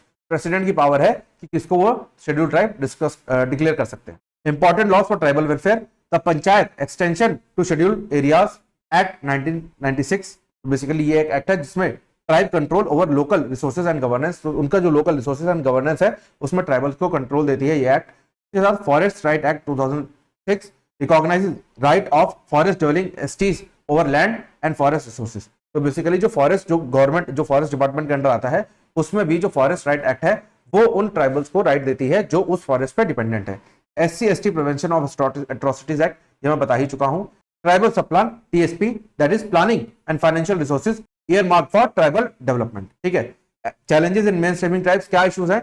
Displacement due to development projects. तो जो dam और mining होती है उसकी वजह से उनको डिस्प्लेस करना पड़ता है, मतलब उनको अपनी जगह छोड़नी पड़ती है, जिसकी वजह से वो हमसे उतनी तरीके से इन्वॉल्व नहीं हो पाते और हमें अपना दुश्मन मानते हैं। Loss of traditional land rights, तो बेसिकली अगर वो हमारे साथ इन्वॉल्व होंगे तो उनको अपनी जगह छोड़नी पड़ेगी, जिसकी वजह से उनका loss of traditional land rights, जो उनका ट्रेडिशनल है, जो उनका ट्रेडिशन है उसका लॉस होगा। उसके बाद कल्चरल एरोजन, तो जो उनका कल्चर है वो खत्म हो जाएगा, ऐसा होने लगता है। Poverty, illiteracy and health issues, तो इसकी वजह से वो इन्वॉल्व नहीं हो पाते।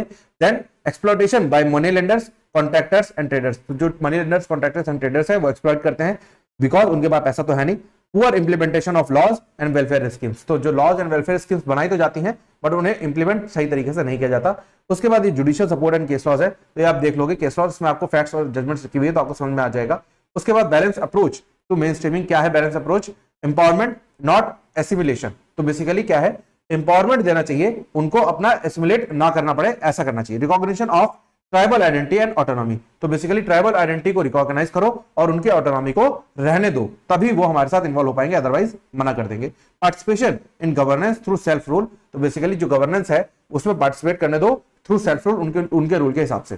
Protection of customary laws and tradition, तो उनका जो कस्टमरी लॉज है और ट्रेडिशन है उसको प्रोटेक्ट करो। सक्सेसफुल एग्जांपल क्या है ये आप देख लोगे। उसके बाद ये आपका कंक्लूजन आ जाता है। इसी के साथ हमारी यूनिट 2 ऑफ सोशियोलॉजी नंबर 2 जो कि सेकंड सेमेस्टर में आती है खत्म हो गई। अब हम मिलते हैं नेक्स्ट वीडियो में जल्दी ही। तो अगर आपको कोई डाउट है तो आप कमेंट सेक्शन में पूछ सकते हो। Thank you for watching and stay tuned for further updates.